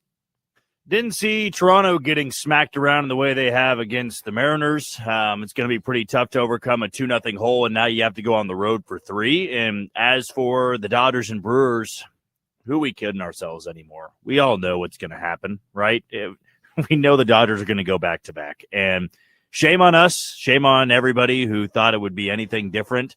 The first 2 years of the Shohei Ohtani era are going to win in World Series titles, which a lot of people feared when this all happened. And when the Dodgers were getting all these players, it was like, oh, no, they're just going to run baseball for the next couple of years. And even though the regular season wasn't the regular season the Dodgers had last year, they've almost made it look easier through the postseason, the first couple go-arounds. So the only thing I can say to that, if you're anti-Dodgers, well, it's unlikely they win 3 in a row. But I feel full confidence now that they are not only going to beat the Brewers, they're going to find a way to comfortably win in the World Series.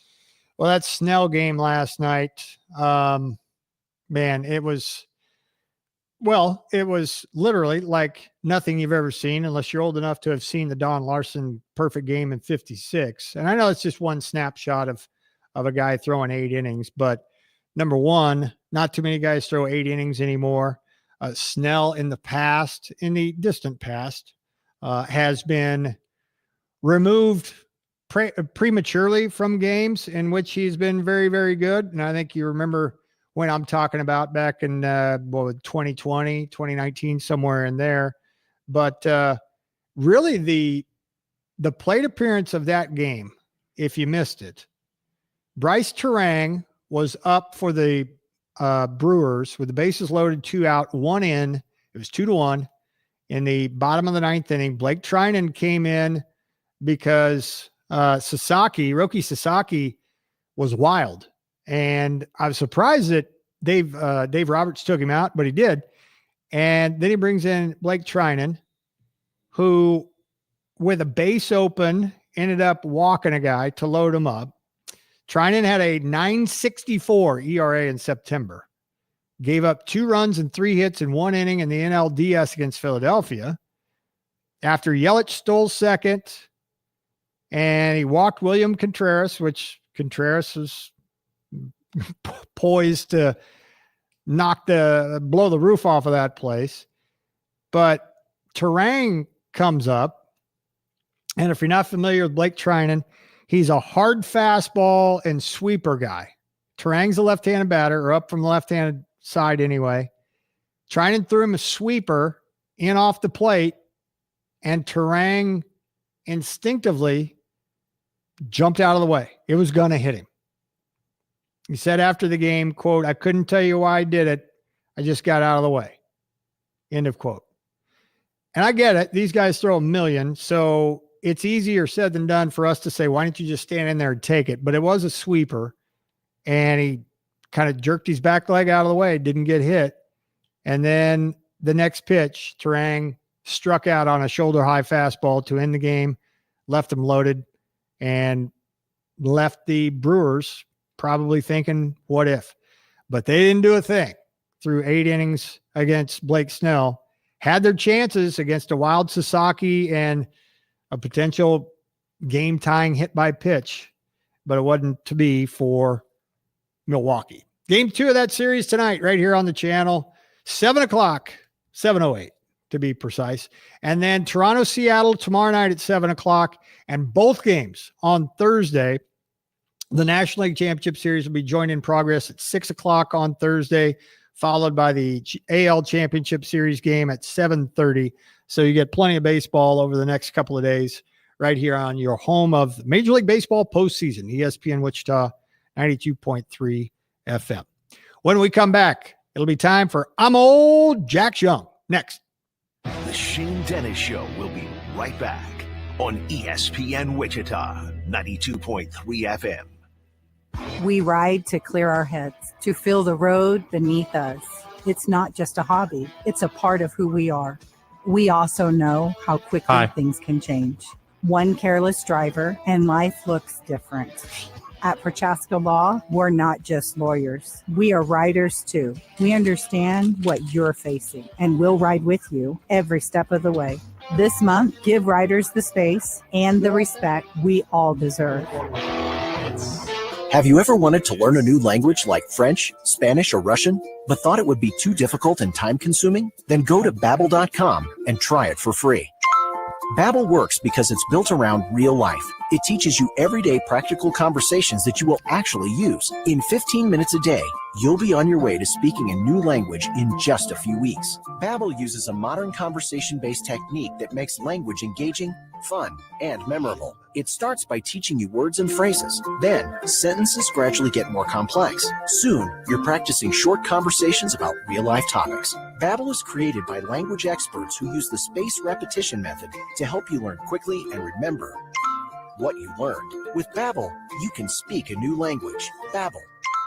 Language for life. Celebrating 10 million subscriptions sold. Now try Babbel for free at Babbel.com. Just go to Babbel.com and start learning a new language today. That's Babbel.com. Babbel.com. Progressive presents Adjusting to the Suburbs. You just bought a home in the suburbs, but no one told you about all the birds, specifically this one, who seems to be calling out Roy. Roy. But who exactly is Roy? And why doesn't he ever respond? Maybe Roy is just bird speak for save with Progressive by bundling your home and auto. I guess until Roy answers, we'll never know. Progressive Casualty Insurance Company. Coverage provided in service by affiliates and third-party insurers. What do people with blindness or low vision need to live to the fullest? Just ask them. It's skill development, scientific breakthroughs, knowledge-based jobs, and the same opportunities as everyone else. When you give to Envision, whether it be your time, donations, or your engagement, you make it all possible. That's because at Envision, they don't focus on the disability. They value the ability.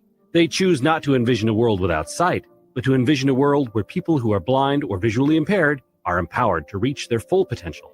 Learn more at envisionus.com. Wichita's home for Chiefs coverage. ESPN Wichita, 92.3 FM. Yeah, I think first off, it starts up front. I think our offensive line is doing a great job protecting and giving me time to evaluate stuff down the field. The great thing about this offense is that it can come from everywhere. Obviously, Hollywood, Taekwon's had big games, Xavier's had big games, Travis, obviously, other guys, and then now we're getting Rasheed back, and those guys love each other. Wichita's home for Chiefs coverage. ESPN Wichita, 92.3 FM.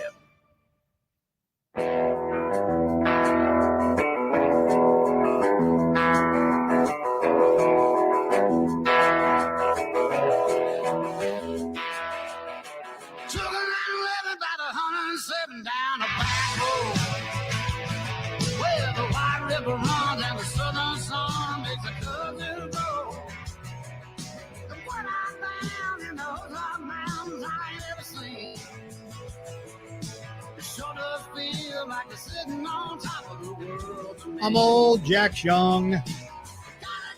October 14. Chance is here to provide some moral support, perhaps. That's what I'm best at. Okay. Pat and the Pulse coming up from CBD American Shaman Botanicals, 21st and Rock. That's why he's not here. He's out and about. Head over there. Swing by and see him. Tell him we sent you.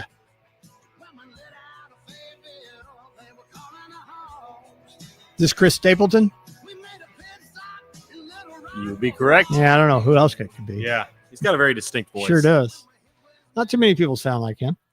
That's a compliment, too. It is. Absolutely. He's got some pipes. Good songwriter right here. Collabs with his wife on some songs. Life's pretty good for him, I'm sure. All right. April. It's October 14th. Year of our Lord 2025. April. April. Came from. I know, exactly. Born day today. Javon Walker, 47. Well, that would be football.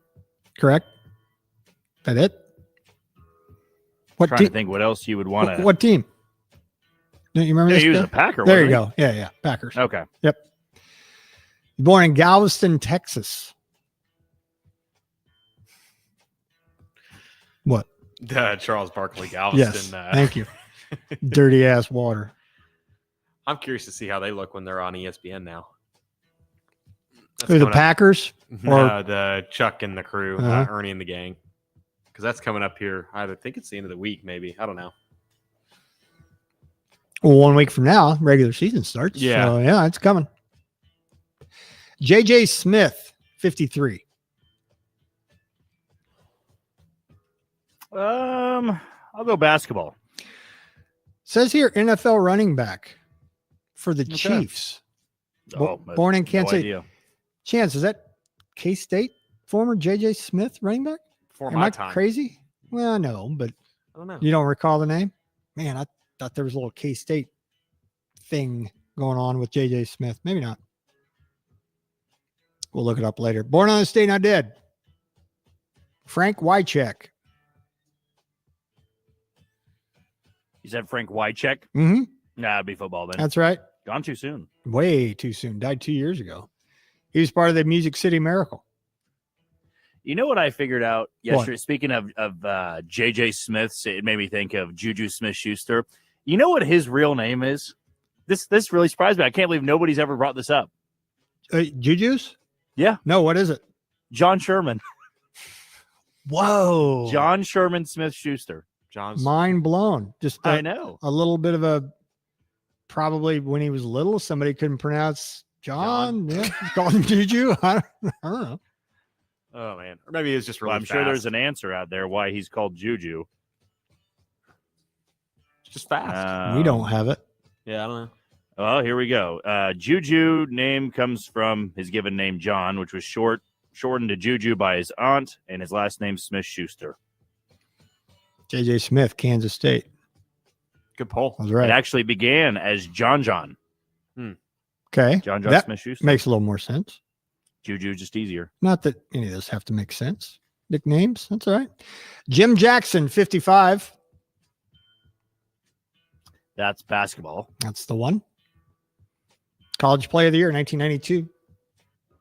I can't believe you Jimmy King somebody today, too. You Jimmy King Brian Branch. Yeah, I did. That caught me off guard. What do you, I don't even know if you're allowed to say that, but nobody's going to report Thanks you. for noticing. Texter liked it too, by the way. I didn't announce it, but yeah. I think it's actually in our vocab. We can use that, but there might be some limitations. You didn't go that far with it. It just caught me off guard. No, I think we're well within our not rights, but I think we're okay saying the B word. You've done it before. I have. Yeah. Stephen A. Smith, 58. Analyst. Correct. if you take away the fact that he's just not the best at his job, it's a pretty cool story. I mean, he came from nothing and worked his tail off. I mean, it's a cool story if you take away the fact that he's probably one of the more dislikable characters in sports media. Which would make him perfect for politics. Yeah. You know, I've thought about this, though. If you're that popular, who out there really is beloved by everybody? If you're on ESPN Kevin or Harlan. Fox. Different. Well, I'm talking That's about different. the talk show guys that sit down at the table. Yeah. I mean, there's really nobody that goes, oh, they're just brilliant, right? And he's one of the more polar. I believe he's very good at what he does. I believe he's just polarizing and controversial, which then leads to people being like, he's terrible at I feel what like he Rich does. Eisen's there. Rich Eisen's beloved. He's Dan- got a great. but Dan he's Patrick's still- beloved. Yes. They both have their own show. I'm talking about you sit down at the table. It's the debate Yeah. show. Oh, I yeah. probably should say. Yeah, that you are universally loved. I would say everybody on that show has probably had a bad take or two. I mean, Lord knows we've all had them. Had some awful takes on who would be good, who would not be good. You know, one who's kind of had a, what's the opposite of heel turn? Who's kind of come out in good favor? Dan Orlovsky. I didn't realize how much people are starting to like Dan Orlovsky. He's great. I like him a lot. If Stephen A. Smith wasn't spread so thin and being asked to do so much, you maybe could streamline him a little bit and he'd be like, man, Yeah. I got to tune into this guy. I mean, he's incredible at NBA. I mean, that's his wheelhouse. I mean, he's incredibly knowledgeable about most things NBA. But like, he doesn't have time We just don't to cover it as watch. much. Well, that's how he cut his teeth. He Yeah. came up in the NBA, Yeah. covering the NBA. Trying to think of anybody else that would be in that A category. texter just said Scott Van Pelt, but he's not really an opinionated. yes, correct.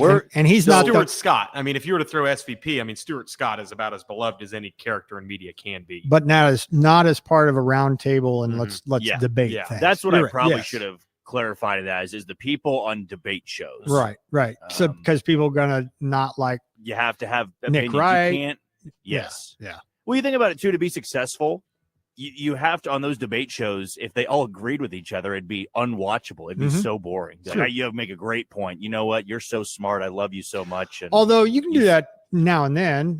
PTI proves that. PTI does, but people want to hear the back and forth in the same way with Yeah. your buddies. You were to bring up something and go, all right, debate this. Tell me Mhm. why so-and-so is great. Tell me why so-and-so is terrible, overrated. And it gets heated. And that's why the ratings go up on those shows. Mhm. I like Kornheiser, but I don't like Wilbon. I'm not a huge Wilbon fan, but I think Kornheiser is one of the best. I think he's going to go down Hall of Fame, first ballot. He's not even debatable. He's fantastic. And you want to talk about a guy that is the anti of spread thin. He's on one show for 30 Mhm. minutes, and that's it. And he does a freaking good job. Man, both those guys with backgrounds in newspapers. Yes. Not surprisingly. Keith Byers, 62.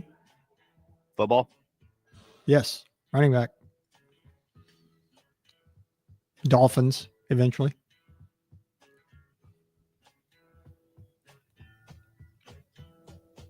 Charlie Joyner, 78. When was the last time we would have had him on the show or like brought up? This is football. Good. Long time, though. Yeah. About a year. Hmm? About a year, probably. Maybe, give or take. Yeah. He was a wide receiver with the Air Corps Yale San Diego Chargers, along with John Jefferson and the original Kellen Winslow and Dan Fouts, quarterback. Al Oliver, 79. That's baseball. Very good. You know his nickname? Mm-hmm. I do not. I know that he was a former Pirate. Very I know good. That he also spent time, if I'm not mistaken, with the Giants. Come on, Pat. Pat, say something on the text line. What? No, you just did your best, Pat, right there. No, well, the only reason I know that is because I've been to multiple Giants games and around Giants fans. I think want to say he's going. It was one of those. Did you know that he played for right so and so? Mhm. Yeah. Speaking of Pat, Pat's on. That's the only way I'd know it. On the live stream right now. He was on his computer. I just pulled it up. You can add him to the. It's funny. He looks like he's connected. Good. That's awesome. Who was it? Wait, I gave you. Who was it the other day? Oh no, it was on Friday. I gave a song that both of them were. It was "Dangerous" by Akon. Oh yeah, but it was. Is that when I was gone? Yeah. Official Cardinal, I believe, and it was the same thing. I wish you were here for it because it was the. Oh man, I don't know. It's something like Official Cardinal. I was like, that's exactly who it is. Oh God. Al Oliver's nickname So was good at Scoop, those. I mean, by the batting way. 1,000 on those. Yeah. You not so much. You're more so in the 35%. Thanks. That's I Hall of have no Fame. idea. I'm going to throw a dart at the wall. At least you know That's I'm not cheating. Shooting 35% of the shot clock is pretty damn good. Throwing up a prayer at the shot clock. Oh, is, yeah. Thanks Throwing up for a that. prayer, yeah. Yeah. Born on But this day- imagine if your teammate's shooting 1,000. Right. Passing the Your ball. 35% Yeah, you should looks like nothing. distribute. Yeah. Born on this day, now dead. John Wooden. Basketball. Yes. Would have been 115 today. Lived to be Not 99. too soon. Just a kid. Died in 2010. Born in 1910. Yeah. Wow. Gone too soon. He's just a kid. Can you imagine how much people would hate him? Like, I get it. John Wooden taken from us at 99. But can you imagine, like, if he had his kind of dynasty run going today, how much people would just hate him? Because people hate Saban, but now Saban's out of He it. was a milk drinker, though, man. Yeah. You're gonna. I've always said this. The Yeah. people that are the loudest on the hatred for winning are usually the most irrelevant fan bases of all time. Yeah. It's never the other good ones. It's always the teams that's like, who are you a fan for? And they're like, that doesn't matter who I'm a fan for. I just don't like how much he wins. By the way, the team I like sucks. Coincidence, I'm sure. But I love them and I support them, and they'll get there one day. Mm-hmm. All right. That'll do her. Hey, so apparently, if you can't make it out to American Shaman Botanicals, check out old Pat out on the live stream. Twitter, Facebook, YouTube channel. All right, that'll do it for us. Postseason baseball later on tonight. Don't miss it right here on the channel. For Jack, I'm Shane. Thanks for listening. Stick around. The Pulse is next.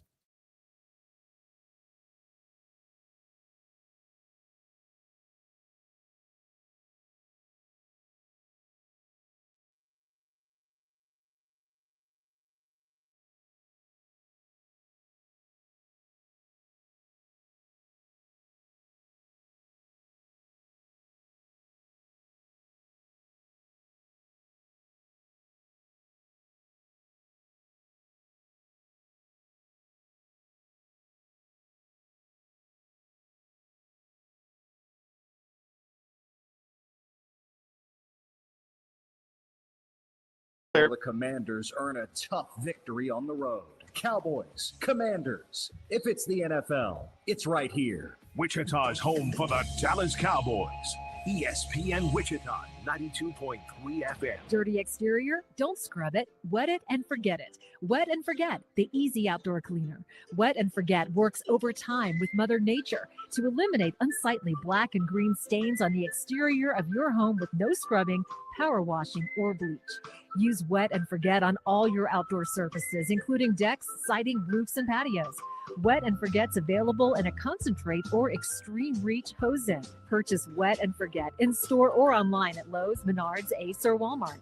How long does it take to tackle a home project? With Angie, you could cross it off your list before this ad is over. Just tell us what you need, indoor or outdoor, repair or redesign, and we handle the rest, sending a top pro to get it done. You don't have to lift a finger, except to tap the screen or click the mouse. Plus, Angie is free to use. So bring us your next home project, and we'll bring it home. Download the app or go to Angie.com. That's ANGI.com to get started. Hey, AK, it's me, TK. What's up, TK? It's me, AK, Andy from Andy's Frozen Custard. Travis, if you could tell people how to support your charity, what would you say? Grab my 87 and running concrete at Andy's. 87 and Running is such a wonderful charity that we created a special treat just for the cause. It has the world's finest vanilla frozen custard, Oreos, cookie dough, caramel, and the best part, a portion of the proceeds from every one sold helps 87 and Running. It's a cool way to support our vulnerable youth in Kansas City and beyond. When storms hit, you need more than just a roofer. You need the biggest and most reliable name in the Midwest, Shamrock Roofing. Shamrock Roofing has grown into the largest roofing company in the region, with local crews right here to serve you. For nearly 50 years, we've proven our strength, our size, and our promise to you to be here for every repair and roof replacement. And every roof is backed by our lifetime craftsmanship warranty. One call does it all. Visit shamrockroofer.com. ESPN Wichita 92.3 FM. Your radio home of the Kansas Jayhawks, the Wichita Wind Surge, the Dallas Cowboys, the Wichita Open, the college football playoffs, and the national championship, the World Series, the NBA playoffs, the Big 12 championship, and the best coverage of the Chiefs, Royals, Jayhawks, Wildcats, and Shockers. Wichita's locally owned and operated.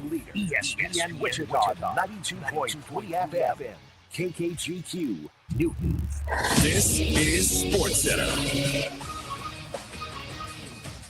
I'm Christine Lisi. The National League Championship Series resumes tonight for the Dodgers and Brewers. Coverage at 7:30 Eastern, ESPN Radio and the ESPN app. Thanks in part to a brilliant start by Blake Snell in the opener. LA's got a 1-0 lead, but its bullpen, shaky last night, continues to be a concern for the defending World Series champs, points out ESPN MLB analyst Doug Glanville. Well, they have the talent, right? You know, guys that have had experience, success, lefties, righties. It doesn't seem to be the issue. They just seem like they're not really executing from like pitch one. And, you know, it certainly is an issue against the Brewers, especially on the road. It's a comeback team that works walks, that's going to run the bases. Yoshi Yamamoto starts Game 2 tonight for the Dodgers against the Brewers' Freddie Peralta. NFL. ESPN's Adam Schefter's reporting Baltimore is releasing safety C.J. Gardner-Johnson 1 week after signing him to their practice squad. It's the second time this season he's been released. Houston released Gardner-Johnson late last month. NHL Senators captain Brady Tkachuk out 4 weeks with a right wrist injury sustained in yesterday's loss to Nashville. After the first.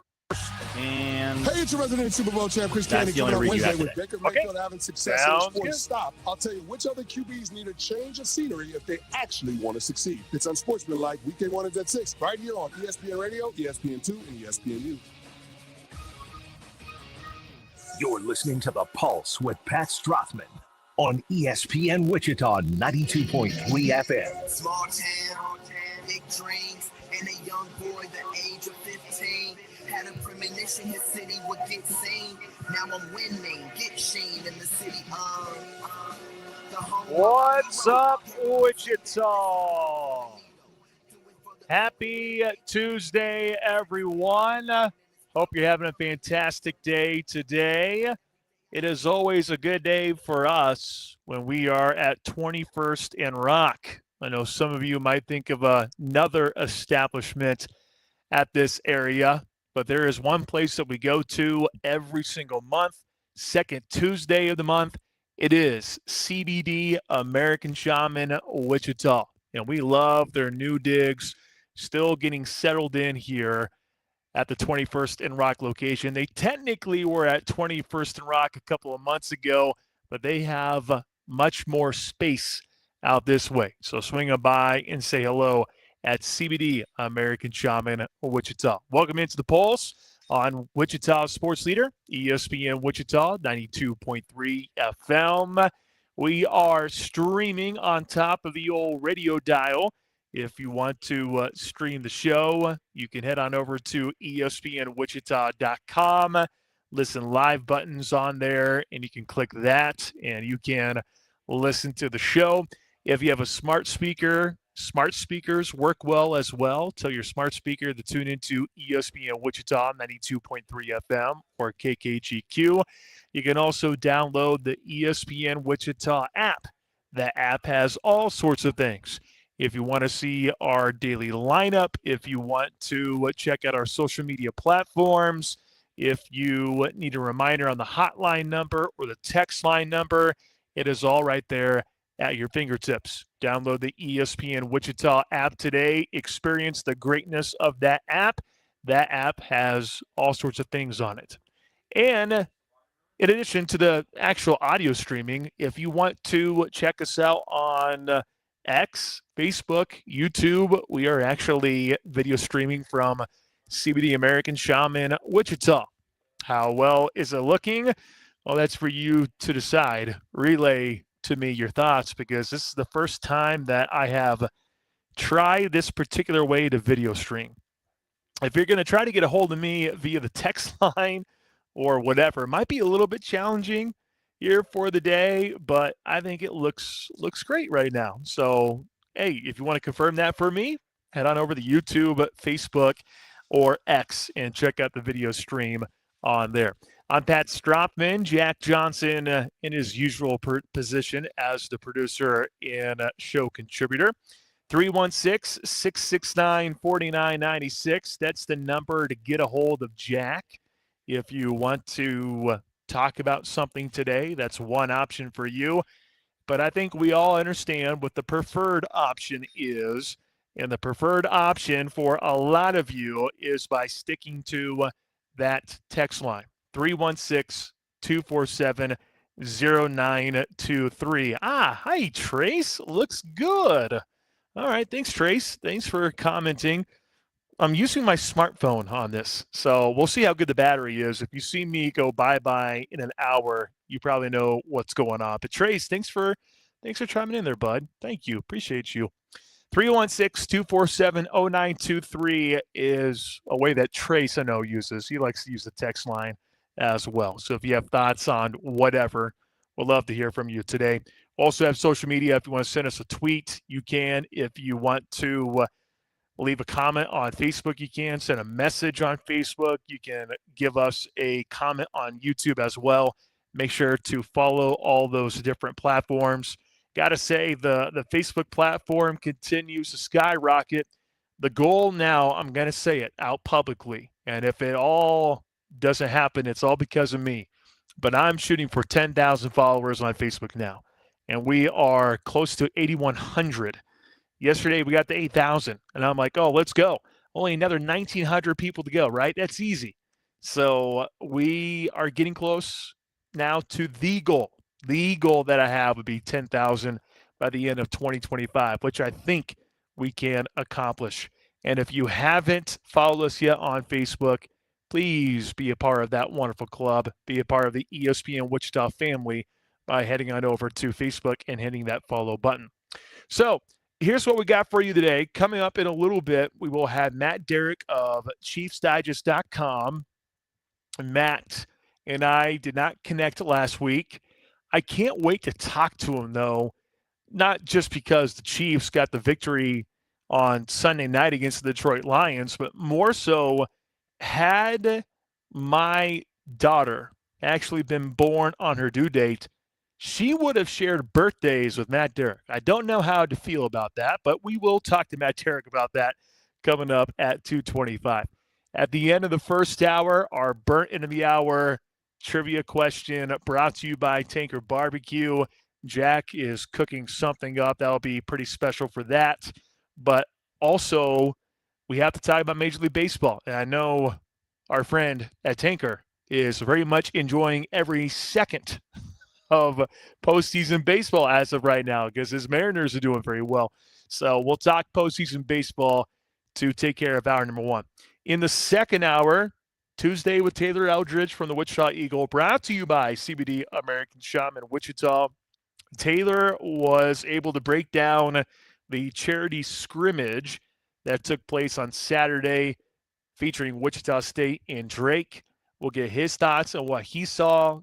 We also see that the Shockers are preseason number 5 in the poll that was announced last week. Kenyon Giles, an all-conference preseason member. So we will talk to him about those things coming up in a little bit. 3:25. We always look at the NFL, around the NFL, coming at you at 325. What did we learn from this past week? Well, maybe the whole any given Sunday thing rings true, and we will talk a little bit more about that coming up at 325. And then at the very end of the show, we'll have a Take Two Tuesday, as we always do, with Jack Johnson. There you go. That's our lineup for today. It is October 14, 2025. Glad to have you here. And if you are in the area, swing on by and see our friends at CBD American Shaman Wichita. They're going through some changes, and we can tell you more about that as the show rolls along. But I can tell you the quality never changes at CBD American Shaman Wichita. They are always bringing you the highest quality products. That nanotechnology truly separates them from the rest. Here's what they got going on. So if you're having a tough time sleeping or staying asleep just in general, there's a thing called CB Night that is very, very helpful. And I can attest to it. I had the best rest I ever had using that stuff. And I know another person who works for the station also used it, and he also enjoyed it as well. But let's say you don't have a problem sleeping, you just have a problem getting that energy and getting warmed up for the day. Well, CB Go helps you out for the energy, also helps you out for calming as well. They have the 7-OH alkaloids as well. Those are being sold here. They have rooted alkaloid shots, also sold here, only for $10. They always have those wonderful specials take place as well. They have all sorts of stuff here at CBD American Shaman Wichita. Swing on by, 21st to Rock, tall grass shopping area. Just swing on by, say hello, and support our friends at CBD American Shaman Wichita. So yesterday, it was all about football. And we had to talk football, right? We had to. It was a busy weekend. You had the Chiefs take down the Lions on Sunday Night Football. You have Kansas getting destroyed by Texas Tech and Lubbock. Kansas State gets a huge win against TCU, just rolled the Horned Frogs. K-State, KU, don't have to worry about them playing later on this weekend. But next week, we do have to worry about Big 12 basketball because Big 12 Basketball Media Day is taking place 1 week from tomorrow. Shane and myself will be up there broadcasting from the T-Mobile Center. We will have all sorts of interviews. We always do because we always go to Big 12 football or basketball media days because it's a little important that you guys hear from coaches and players. We believe that's kind of a big thing. That's why we do it. And we'll be up there next week. We'll hear from Jerome Tang. We'll hear from Bill Self. I don't see the player list as of right now, but you better believe that we're going to have all of the bases covered with all the players and the coaches as well. Well, yesterday, it was maybe before lunch, around 11 o'clock, is when John Rothstein, he threw out there on social media, it's here. It's the AP Top 25 preseason poll for men's basketball. And I'm just thinking, dang, are we really at that point? We are at that point. There's one thing that Jack and I didn't have to worry about this year, and that is Kansas being preseason number one, and for good reason. Kansas doesn't check in at number one. However, the Hawks, they check in at number 19 in the country. That is the lowest ranking in the preseason AP poll since the 2008-09 season, which for those wondering about Kansas back then, well, you have the Hawks coming off that national championship.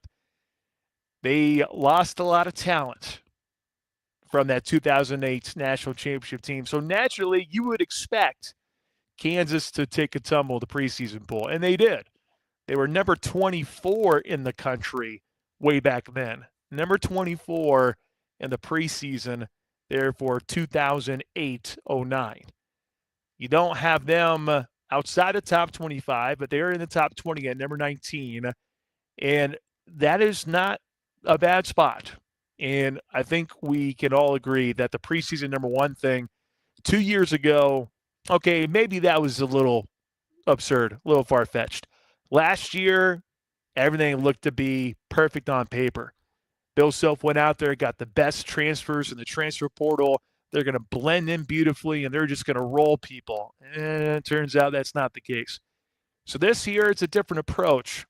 You do have Flory Badunga coming back, which is the biggest name to return for Kansas. There's some other guys to bring up too, but we all know about Darian Peterson and the incoming, or now a freshman. I shouldn't say incoming. He is a freshman now because he has been on campus for a little while now. But you have Peterson, who's now part of that group, 5-star player, a difference maker in the eyes of Bill Self and so many others out there as well. You have some other pieces that aren't exactly the cream of the crop. You don't really have the top guys that you would envision for this KU basketball team. You have transfers coming from Loyola. You have transfers coming from St. Bonaventure. You have these transfers coming in that are technically going up a level, which a lot of KU fans probably remember Nicholas Timberlake and thinking, oh, this guy's a good shooter. Didn't pan out there for Kansas in his lone season that he had with the Jayhawks after being a great player, I believe, at Towson beforehand. So you don't really have the guys that you would expect. However, the one thing we keep hearing about is how this Kansas team, the roster is so unique that you have a bunch of guys who actually want to play for the name on the front of the jersey and a bunch of junkyard dogs that just want to get after it and just want to go out there and win. I'm still concerned with the shooting ability for Kansas going into this season. But if Darren Peterson ends up being the guy that Bill Self thinks he can be, then KU is probably going to be fairly successful. But it's college basketball. We know the parity there is greater than anything else. Anyone can really compete with each other now because you don't have to worry about filling an entire roster like football where you probably can't be unstoppable because you're going to have a weakness in some area. For college basketball, you can shore things up a little bit more by going into the transfer portal and bringing in 2 guys that could completely change the outlook of your season. Take a look at Kansas State, for instance. They go after PJ Haggerty. He gets brought in, and now all of a sudden you have K-State who's receiving votes. Now, don't sit here and think that 13 different voters went after K-State. So that Mason Voth with On3, he tweeted out that there was just one person who had K-State in the top 25, and that one person had K-State at number 13, and that's why K-State got 13 votes, and that's why they received votes. Just one person thought that Kansas State would be a nationally ranked team. But hey, give it up for Jerome Tang. You'll take what you can get, a team receiving votes here in the preseason. KU chicken in at number 19. I know that can be warning signs for a lot of people. I think after what we saw the last 2 years, it's okay seeing number 19 in the country. You know, by the way, that 08-09 team that had to follow up the national championship squad, they ended up doing quite well. I believe they went 14-2 in Big 12 play, and they ended up losing the Sweet 16 to Michigan State. Kalen Lucas was pretty darn good back then. The best player for Kansas was Sharon Collins back then, but you're dealing with guys like Jeff Withey and Cole Aldrich was still young, and you had the Morris twins who were both freshmen. Travis Relaford was a freshman. So that KU basketball team had a little work to do in order to climb up the ladder, if you will. But that team still ended up being in the Sweet 16. Not bad considering all the NBA talent that Kansas lost from the season before. So KU checks in at number 19 in the country. That seems about right to me. I think that is a perfect spot for this Kansas team because, well, let's be real. You saw what happened the last couple of years with this Kansas team. High expectations and a team that completely under-delivered. Maybe the opposite can be true. Maybe a team that ends up starting at number 19 in the country, maybe that team can do damage this year. If you're curious about the top 5, Purdue checks in at number 1. Houston with Kelvin Sampson at number 2. Florida, a team that Wichita State faced last year. Florida checks in at number 3. UConn is 4. St. John's checking in at number 5. Duke, Michigan, BYU all the way up at number 8. Kentucky, number 9, Texas Tech at 10. Other Big 12 schools, Arizona at 13. You have Iowa State at 16, Kansas at 19, and that is it for the Big 12 conference, as the bottom 5 of the top 5 or top 25 would be Auburn and Gonzaga, Michigan State, Creighton, Wisconsin, and North Carolina. NC State, a team that went after a lot of players, including a couple of KU targets. NC State technically number 26, according to the preseason poll. Kansas, number 19 in the country, according to the preseason poll. Can't say I'm too bummed seeing something like that, but Kansas fans, if you have thoughts, let us know at 316-247-0923. Jack, how about Kansas not being preseason number 1? Really a sigh of relief, which is strange to say, but that's the one thing we keep being told. It's a team that might not be the most talented, but maybe it's a complete team, which we all know back in the day, speaking of 08, 09, and 07, 08, those were teams back then that ended up having some success. Well, I think they're the exact opposite of last year's team, not so much from a results standpoint or a talent standpoint, but maybe where they would be playing their best basketball. Where going into the year, I mean, you could make a really good case that in the first month of the season, Kansas was the best team in college basketball, and it really wasn't close. They had huge wins against a really good Duke team. They had beaten Michigan State. They had beaten North Carolina. They were undefeated.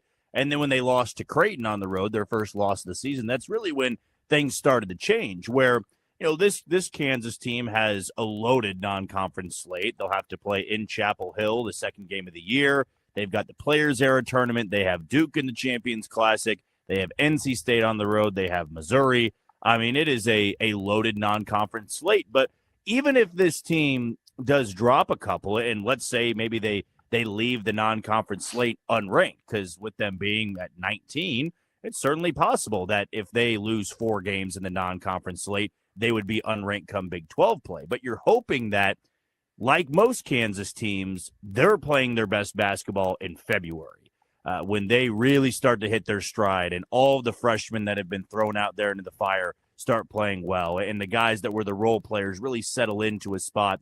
That's what I'm at least hoping for. I mean, this Kansas team has tremendous upside. I believe they can be one of the better defensive teams Bill Self's ever had. I believe they could have one of the most talented players that they've ever had on a roster, you know, playing in Darren Peterson. I believe they'll have incredible post play with Flory Badunga, a guy who could very well go in the first round of the NBA draft. You've got a Cole Rosario, too, that reclassified to be in this class. And so, you know, last year, that group hit their ceiling in November, and we just didn't know it at the time, but they got significantly worse as the season went on. And a big part of it, and why I believe most people are high on this Kansas team, is they're going to be a very good team in transition. I mean, we saw teams last year just expose Kansas in the pick and roll game. I mean, so many times it was bring Hunter Dickinson away from the goal, and he wasn't much of a rim protector, but they were able to exploit that and then score inside or score off the dribble or hit somebody on the wing. And now you look at this Kansas starting 5. I mean, Flory Badunga can guard point guards. He was capable of doing that last year, and he'll be your 5 guy. So even though they are accurately placed right now, I have no issue whatsoever being 19th because, you know, they don't have – I mean, they've got a lot of guys coming from mid-major programs. They have unproven freshmen and guys who have never started before at this level.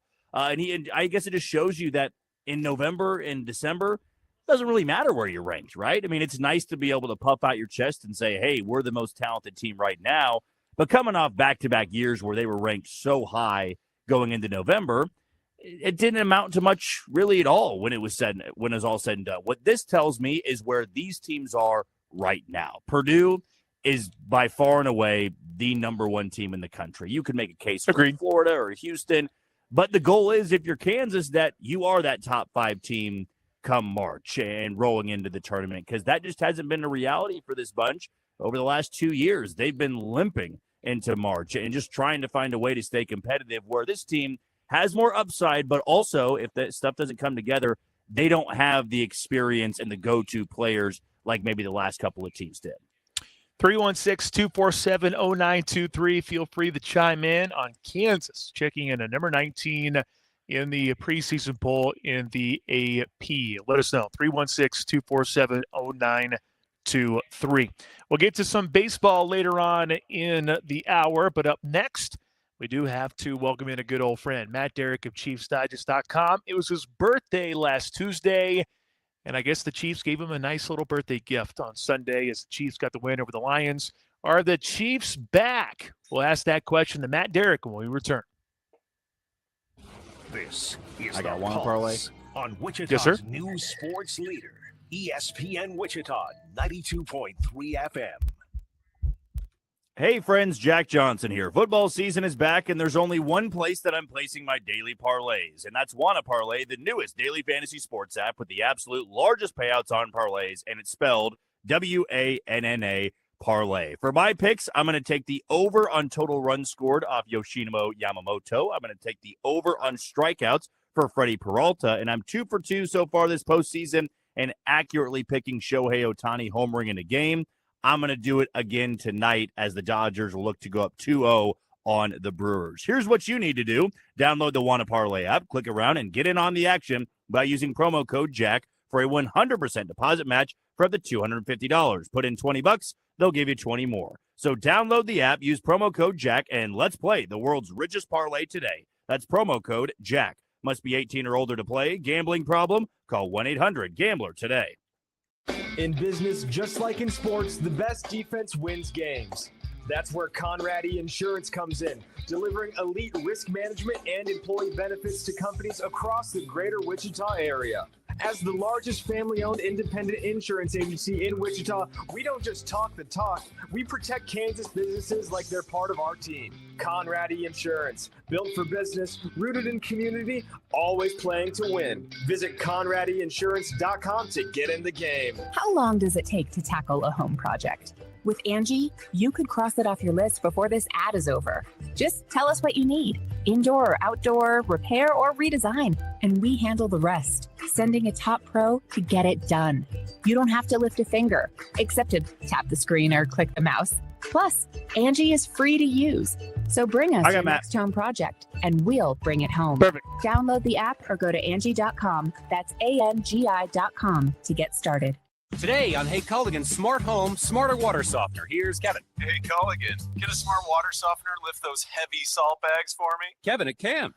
Wait, it can? Yep, the smart high-efficiency water softener from Culligan can alert your dealer when the salt needs to be replaced, and they'll do it for you, so your water stays soft and you stay away from lifting the bags. I mean, I could lift them if I wanted. No judgment here, Kevin. We're happy to do it, and we're already on the way. Let us help you out with a free in-home water test with the local Culligan water expert at Culligan.com. Cashback is not available on gas in New Jersey and Wisconsin. This is Matt Crowder live at the gas station on 41st Street reporting on those skyrocketing gas prices. Excuse me, miss. Are you buying less gas now because of the high prices? Oh, I never pay full price for gas anymore. I just use the free Upside app that pays you cash back for every gallon of gas you buy. Wait a minute. Are you saying you actually get paid cash when you buy gas with the Upside app? Yes, I get real cash back every time I buy gas. Well, does that actually add up to anything? I've made around $200. Wow. Well, there you have it. Stop paying full price for gas. Download the free Upside app and get real cash back every time you buy gas. This is Matt Crowder Radio News Network. Download the free Upside app now to earn real cash back every time you buy gas. Use promo code LOT for an extra 25 cents a gallon bonus on your first tank. You can cash out anytime right to your bank, to PayPal, or any gift card for Amazon and other brands. Just download the free Upside app and use promo code LOT for a 25 cents a gallon bonus on your first tank. That's code LOT. The National League Championship Series. The Dodgers win Game 1 in Milwaukee. This is October. Oh, my goodness. A towering homer off the bat of Freddie Freeman. And the Dodgers, with one swing of the bat, take a 1-0 lead. Wow. Game 2 of the Dodgers and Brewers. Coverage begins today at 7:30 Eastern.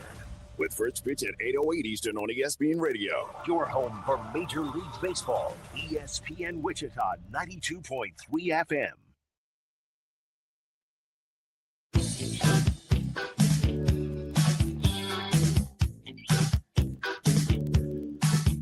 Welcome back. Broadcasting from CBD American Shaman, Wichita. I'm sure your favorite football team is giving you some stress. Well, CBD American Shaman, Wichita, they can help out with that Come see how life is better with the feather. And my life is always better with Matt Derrick being in it. And Matt Derrick of ChiefsDigest.com, he joins us now on the program. He's brought to you by Shamrock Roofing and Construction.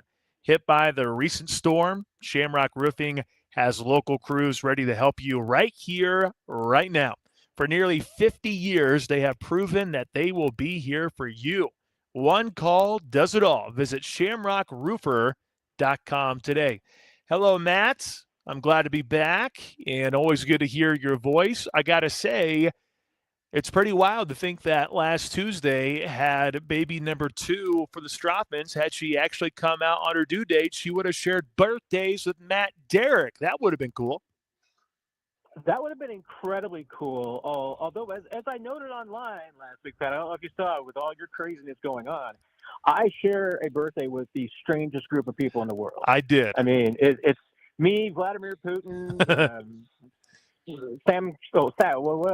Yes, what's his name? Cowell, Simon Cowell. There you go. Priest Holmes. I mean, some of the worst people in the world. Priest Holmes, one of the best people in the world. See, it's a mixed bag. Did you enjoy your birthday? Did you do anything special for your birthday? Make a key lime pie? Did you do anything? I did literally nothing. I think the most exciting thing that I did have a bundt cake for my birthday from the Nothing But Bundt Cakes. Should be a sponsor if they're not.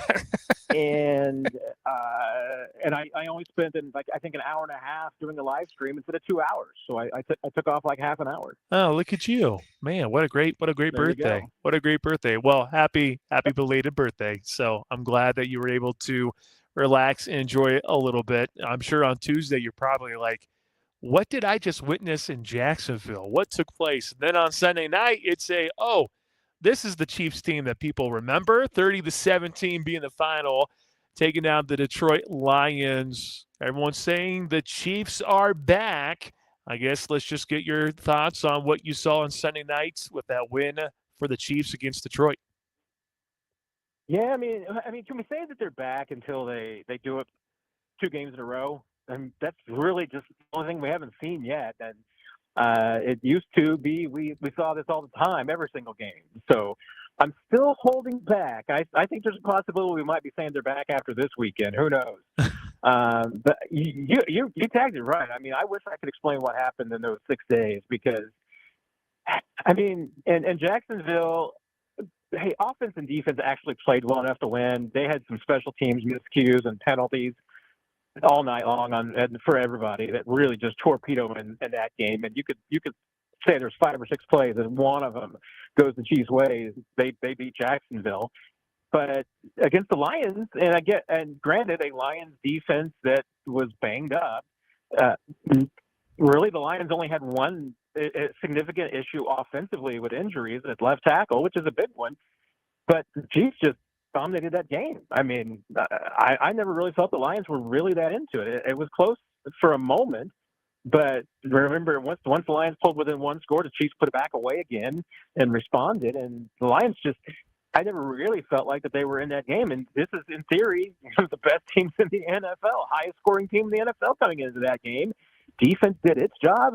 The offense, I feel like the offense could have put up, I mean, they should have probably put up 37. Obviously, they had the touchdown that they tried to go for on a 4th down and didn't get it. But I wish I could explain those 2 games, Pat, because the team to beat the Lions should have beat Jacksonville. Yeah, and then you saw what Jacksonville did too after facing the Kansas City Chiefs. But we don't need to spend time talking about Jacksonville anymore.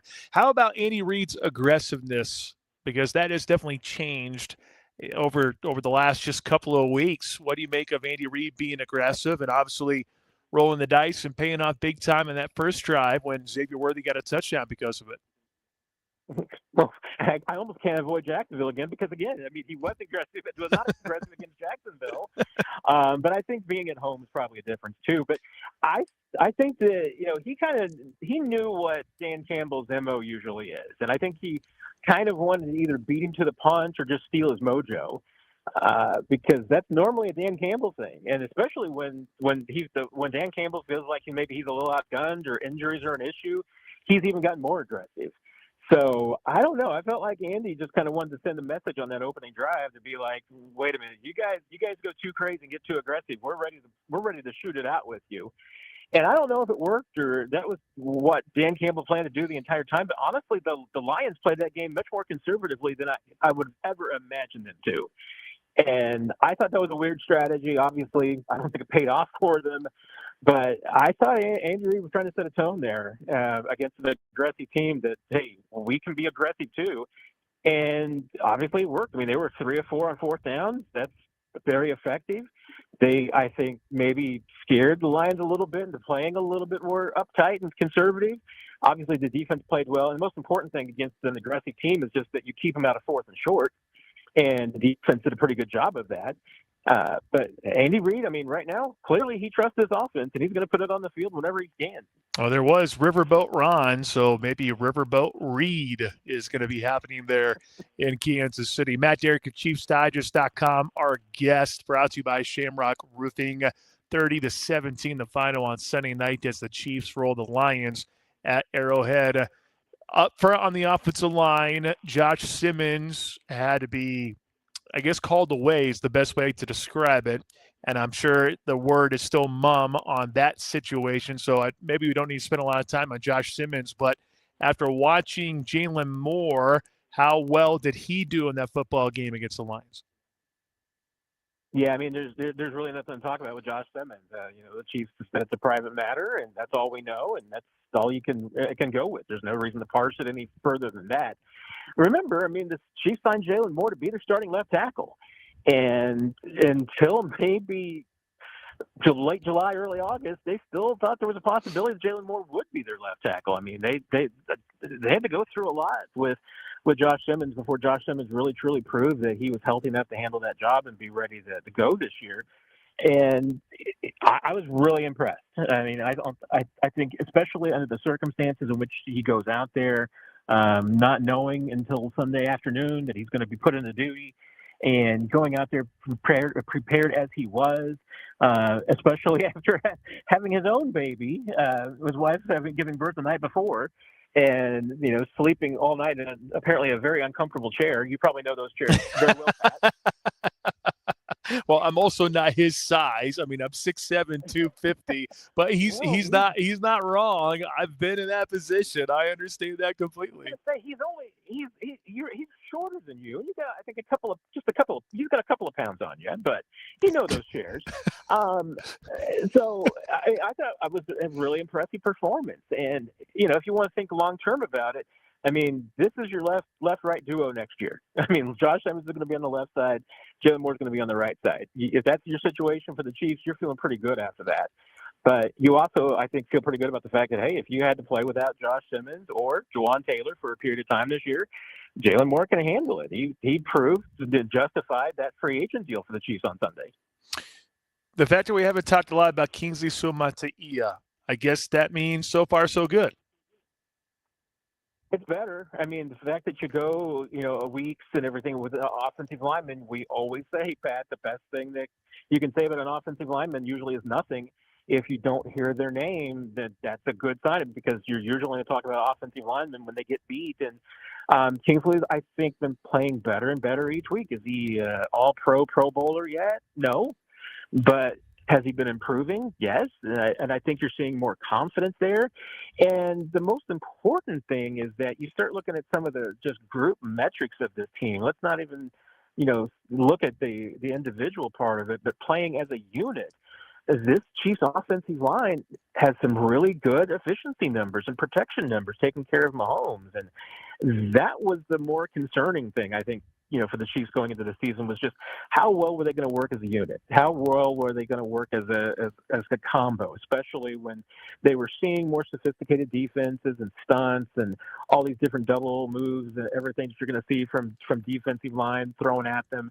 A bunch of guys, especially on the left side, that were young and hadn't played together, and they seem to be handling all of that. The communication seems to be going well. It's not a case that they just seem to be playing as five decent individuals. They're playing better than the sum of their parts, and that's been a long time since we have seen that from the Chiefs offensive line. And I'm not sure it was true at the beginning of the season. I think it's something that has just kind of developed over the first 6 weeks of the year. Matt Derrick at ChiefsDigest.com joining us here on the Pulse on ESPN Wichita 92.3 FM.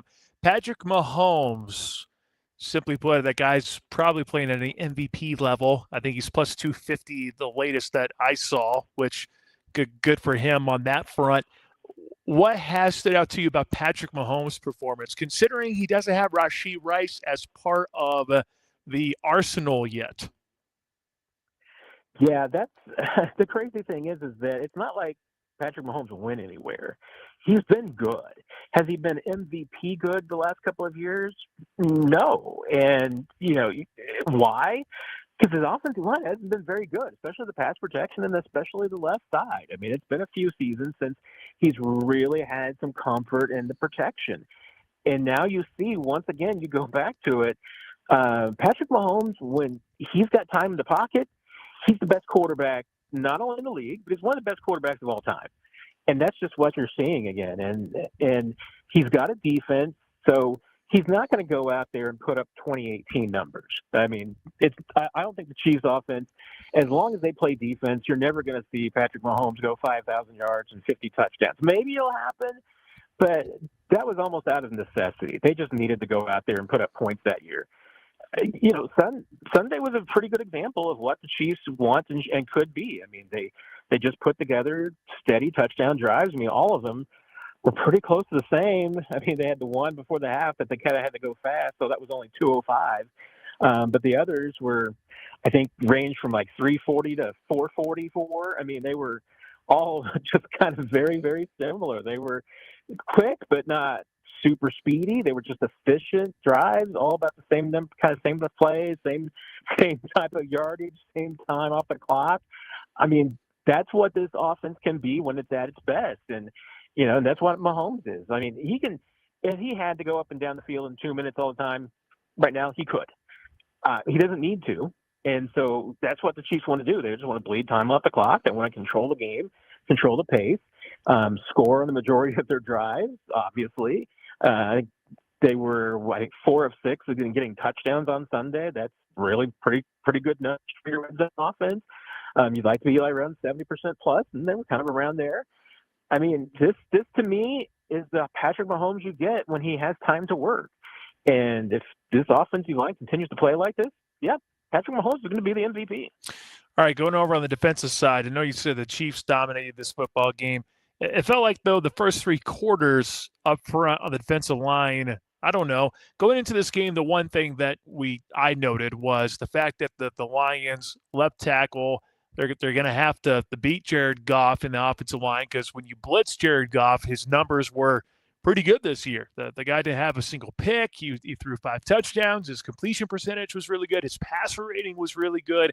And I thought, well, if Steve Spagnuolo is forced to blitz, I don't know if I love that or not.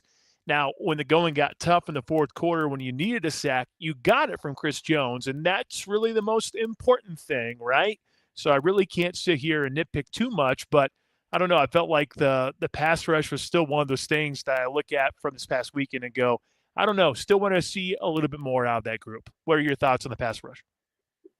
Yeah, it's interesting because it's weird. You look at the numbers and you kind of look at the results and you're like, okay, Chris Jones faces obviously a lot of double and triple teams. Is it the worst rate in that league? No, I mean, there's some other guys that get doubled and tripled more than he does, but he occupies a lot of those, and that's meant that maybe his numbers and his pressure rate maybe isn't as high as it's been in the past, but George Karlaftis' pressure rate is really high. I mean, he's has one of the best rates in the league. Doesn't have one of the best sack percentages in the league, so those pressures aren't translating into sacks quite yet.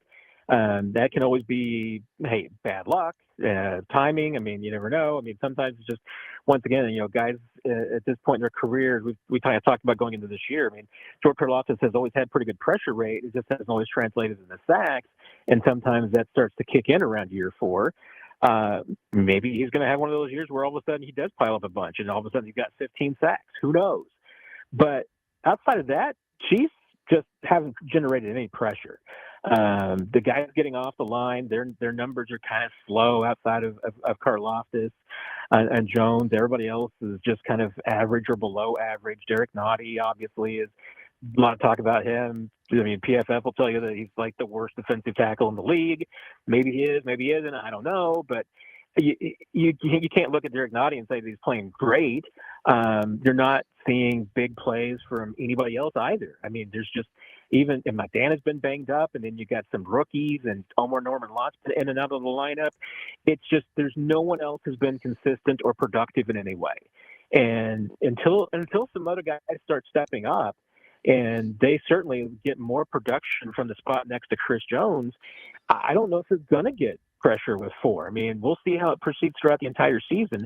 That's the one area of the defense that I think they're still trying to piece together. And, we've seen it happen in the secondary before where it took 4, 6, 8 weeks before they figured out what they had.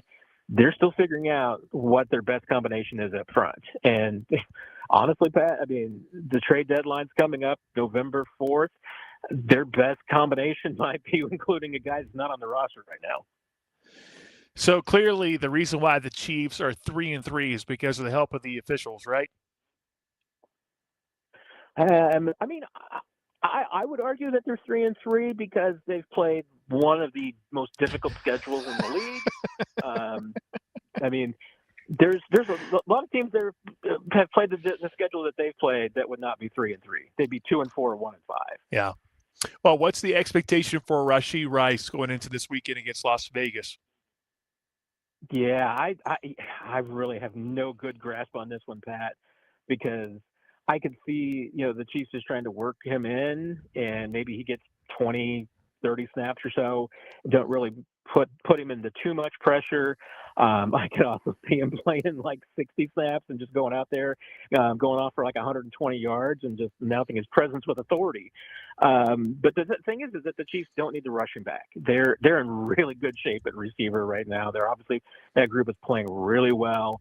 They don't, if they want him to just be their 4th or 5th guy for a week or two, they have that luxury to let him just get up to speed. And remember, he's not just knocking off the rust of those 6 games off.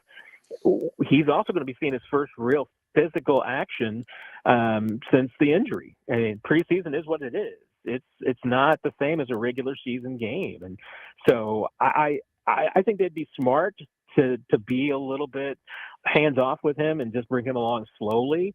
But he might force the issue. I mean, if he gets out there for a few snaps and all of a sudden he's got 3 targets, 3 catches, 45 yards, I mean, how are you not going to give him the football more? And I think if he's healthy and can handle a full workload, Rashee Rice is going to put up some ridiculous numbers the rest of the season. What's the score for Sunday? Notice how we spent no time talking about the Raiders. So maybe that's stupid of me, but what's the score prediction for Sunday? Yeah, I don't think there's going to be a need to. I mean, maybe the Raiders will sneak up in a trap game kind of way, but I mean, the way the Chiefs are playing right now, I think they're gonna roll a pad. I mean, I'm thinking something like 31-13.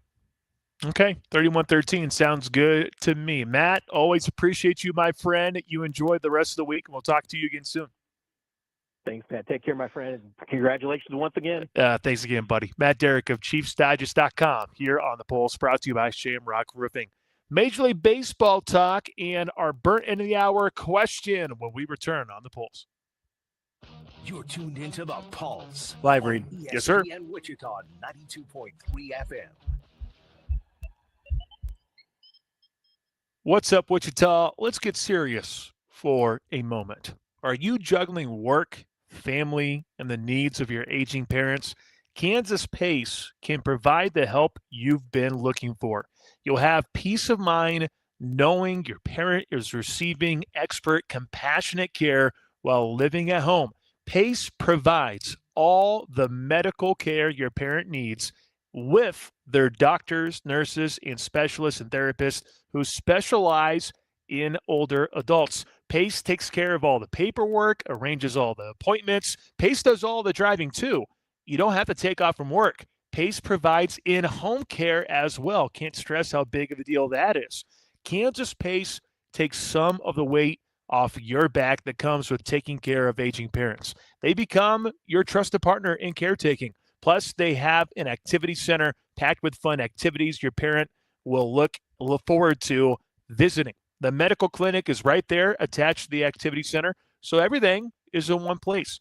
If you need help taking care of an aging parent, it will be worth your while to check out Kansas Pace. It could just make your life and your parents' life much easier. Learn how they can help your family today at kansaspace.org. That's Kansas, PACE.org. When storms hit, you need more than just a roofer. You need the biggest and most reliable name in the Midwest, Shamrock Roofing. Shamrock Roofing has grown into the largest roofing company in the region, with local crews right here to serve you. For nearly 50 years, we've proven our strength, our size, and our promise to you to be here for every repair and roof replacement. And every roof is backed by our lifetime craftsmanship warranty. One call does it all. Visit shamrockroofer.com. Did you know Nissan EVs have traveled 8 billion miles? Just a quick trip to Pluto and back. And what did we learn along the way? Well, that an EV can take on the world, like the Nissan Leaf. It can move racing forward and take your breath away, like the all-new Nissan Ariya. We learned to make EVs that electrify. 8 billion miles driven by Leaf owners globally since 2010. Ariya not yet available for purchase. Expected availability late fall, subject to change. Hi, this is Blake Davis with Davis Liquor Outlet. And this is Brian Davis with a special on Cutwater 4-packs, only $10.99. And for you wine lovers, Chateau Ste. Michelle Cabernet, just $11.99. Davis Liquor Outlet. Each store independently owned and operated. Wichita owned, Wichita proud.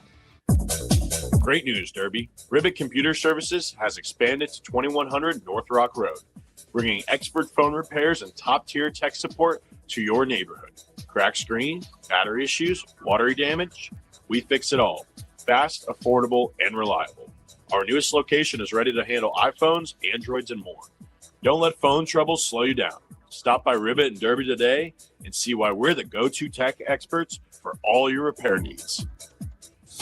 Since 1886, it's been the chant we live to cheer. Be here all season as the Jayhawks hit the turf. Touchdown, Kansas! Join us next Saturday as the Jayhawks face off with Kansas State in the Sunflower Showdown on your home for Kansas Jayhawk football. The Jayhawks Sports Network from Learfield. The Jayhawks play here. ESPN Wichita, 92.3 FM.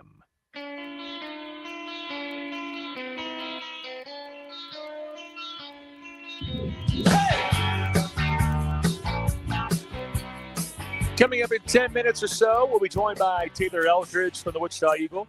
He's brought to you by CBD American Shop in Wichita. That's where we are today at 21st and Rock.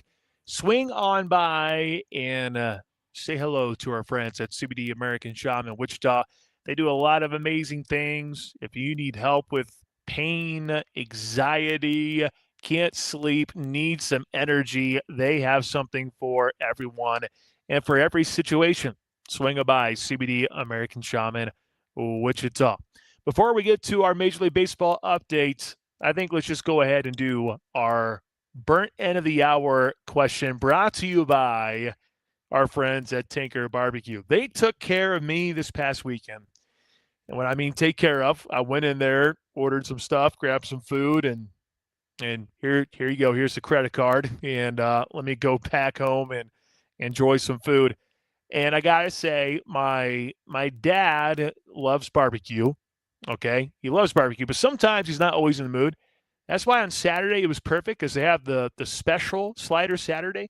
So he got a couple of sliders, which they were amazing. I ended up getting their brand new item on the menu, although the Twinkies, I guess, the Texas Twinkies could be brand new, I suppose. But the wings that they have, the Korean barbecue smoked wings, I am telling y'all, you need to get there and get the wings. The wings were amazing. And yeah, for all you people who made fun of me because of boneless or whatever, I didn't have to worry about going out and about talking to people on Saturday. So yes, these whole wings with sauce, I'm ripping them apart. And my hands got super dirty. And they got super messy. But it was worth every penny. They do incredible stuff. From fall-off-the-bone ribs to juicy brisket and house-made sides, they are serving food with big flavor and slow-smoked to perfection. Check out their specials. Bacon wrap meatloaf. They have Slider Saturday, much more. Find them at 620 West Maple, open Tuesday through Saturday from 11 until 7. Tanker Barbecue, refuel your tank at Tanker Barbecue. Jack, what is our burnt end of the hour question? And for those who want $20 in Tanker Barbecue, text your guesses to 316-247-0923. Jack, take it away. When Kansas travels to Chapel Hill to take on North Carolina for the second game of the basketball season, it'll be the 14th time these two blue bloods have met up. The question is, what is Kansas's all-time record against the Tar Heels in those 13 games? All right, so 7-6, 6-7. Make sure to get that record to where it equals 13. Okay. 316-247-0923. Text your guesses now to win $20 in Tanker Barbecue. Need you to text 316-247-0923. Kansas's record against North Carolina all time out of 13 games. Give me a number. Give me your guesses at 316-247-0923. I can tell you one thing. My people at Tanker, they love them some Seattle Mariners.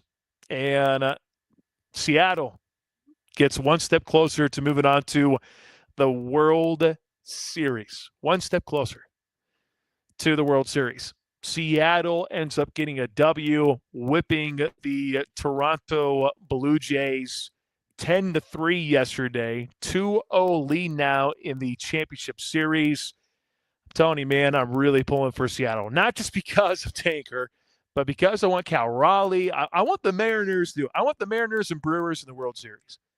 Sorry, number one Dodgers fan. I know we're going to get some flack on that. And I know the Dodgers took a lead over the Brewers because of the amazing performance by Blake Snell yesterday. But my goodness, man, I want the Mariners and the Brewers to both be in the World Series. But the Dodgers, Blake Snell, if he pitches like that, they're going to be pretty tough to beat because, man, was he on one yesterday. He struck out 10, walked none. He has now yielded 2 runs over 21 innings in his first postseason with the Dodgers after he got a big boy contract, 5 years, $182 million. He's been worth every penny as of right now.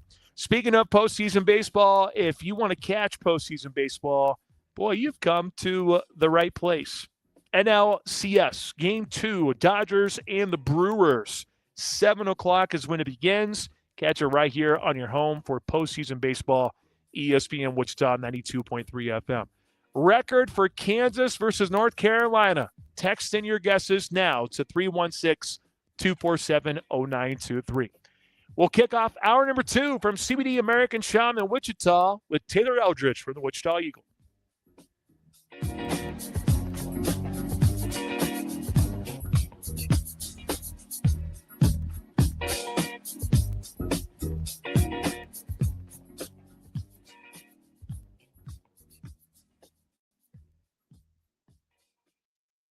Wichita's new sports leader, ESPN Wichita, 92.3 FM, KKGQ, Newton. Wichita's home for Chiefs coverage, ESPN Wichita, 92.3 FM. Yeah, I think first off, it starts up front. I think our offensive line is doing a great job protecting and giving me time to evaluate stuff down the field. The great thing about this offense is it can come from everywhere. Obviously, Hollywood, Taekwon's had big games, Xavier's had big games, Travis, obviously, other guys, and then now we're getting Rasheed back, and those guys love each other. Wichita's home for Chiefs coverage, ESPN Wichita, 92.3 FM. And now another no-brainer money-saving tip from Progressive. Marcus, what happened? I was changing my oil and I spilled some on the floor. Oh, well, use these $50 bills to wipe it up. Perfect. Got any more? Yeah, take a couple hundred. Stop. Instead of using money, use an old rag. And here's a better tip from Progressive on how not to waste money. Don't pay too much for car insurance. Drivers who switch and save could save hundreds. Progressive Casualty Insurance Company and affiliates. Potential savings will vary. And we are all tied up in the bottom of the ninth. Bases loaded. Electric in here. Electric. It all comes down to this pitch. You throw the fastball here. But it looks like Brock is walking off the field and is leaving the stadium. What is going on here? I'm getting word that he left to get a taco. When you need a taco, you need a taco. Introducing the new Cantina Crispy Melt Taco, only from Taco Bell. At participating US locations for a limited time only. Have you ever wanted to learn a new language like French, Spanish, or Russian, but thought it would be too difficult and time-consuming? Then go to Babbel.com and try it for free. Babbel works because it's built around real life. It teaches you everyday practical conversations that you will actually use. In 15 minutes a day, you'll be on your way to speaking a new language in just a few weeks. Babbel uses a modern conversation-based technique that makes language engaging, fun, and memorable. It starts by teaching you words and phrases. Then, sentences gradually get more complex. Soon, you're practicing short conversations about real-life topics. Babbel is created by language experts who use the spaced repetition method to help you learn quickly and remember what you learned. With Babbel, you can speak a new language. Babbel. Language for life. Celebrating 10 million subscriptions sold. Now try Babbel for free at Babbel.com. Just go to Babbel.com and start learning a new language today. That's Babbel.com. Babbel.com. Sunday on Compass Media Network's coverage of the NFL. It's a rivalry renewed as the Dallas Cowboys host the Washington Commanders. Hi, this is Ted Emmerich. Join Steve Berline and me for all the action as these NFC East foes battle it out. Can the Cowboys bounce back, or will the Commanders earn a tough victory on the road? Cowboys, Commanders. If it's the NFL, it's right here. Wichita's home for the Dallas Cowboys. Leader, ESPN Wichita, 92.3 FM. KKGQ, Newton. This is SportsCenter.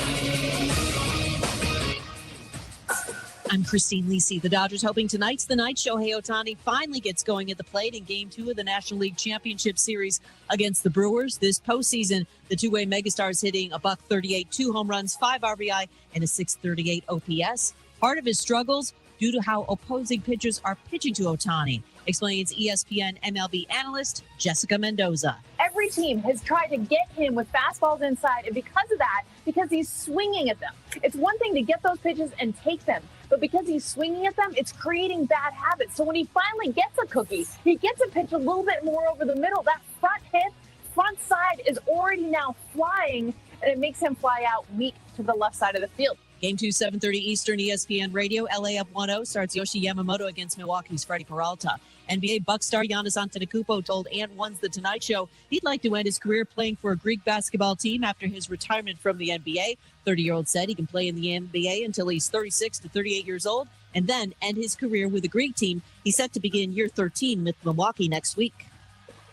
Hey, it's your resident Super Bowl champ, Chris Candy, coming up Wednesday with Baker Mayfield having success in his fourth stop. I'll tell you which other QBs need a change of scenery if they actually want to succeed. It's unsportsmanlike, weekday mornings at 6, right here on ESPN Radio, ESPN2, and ESPNU.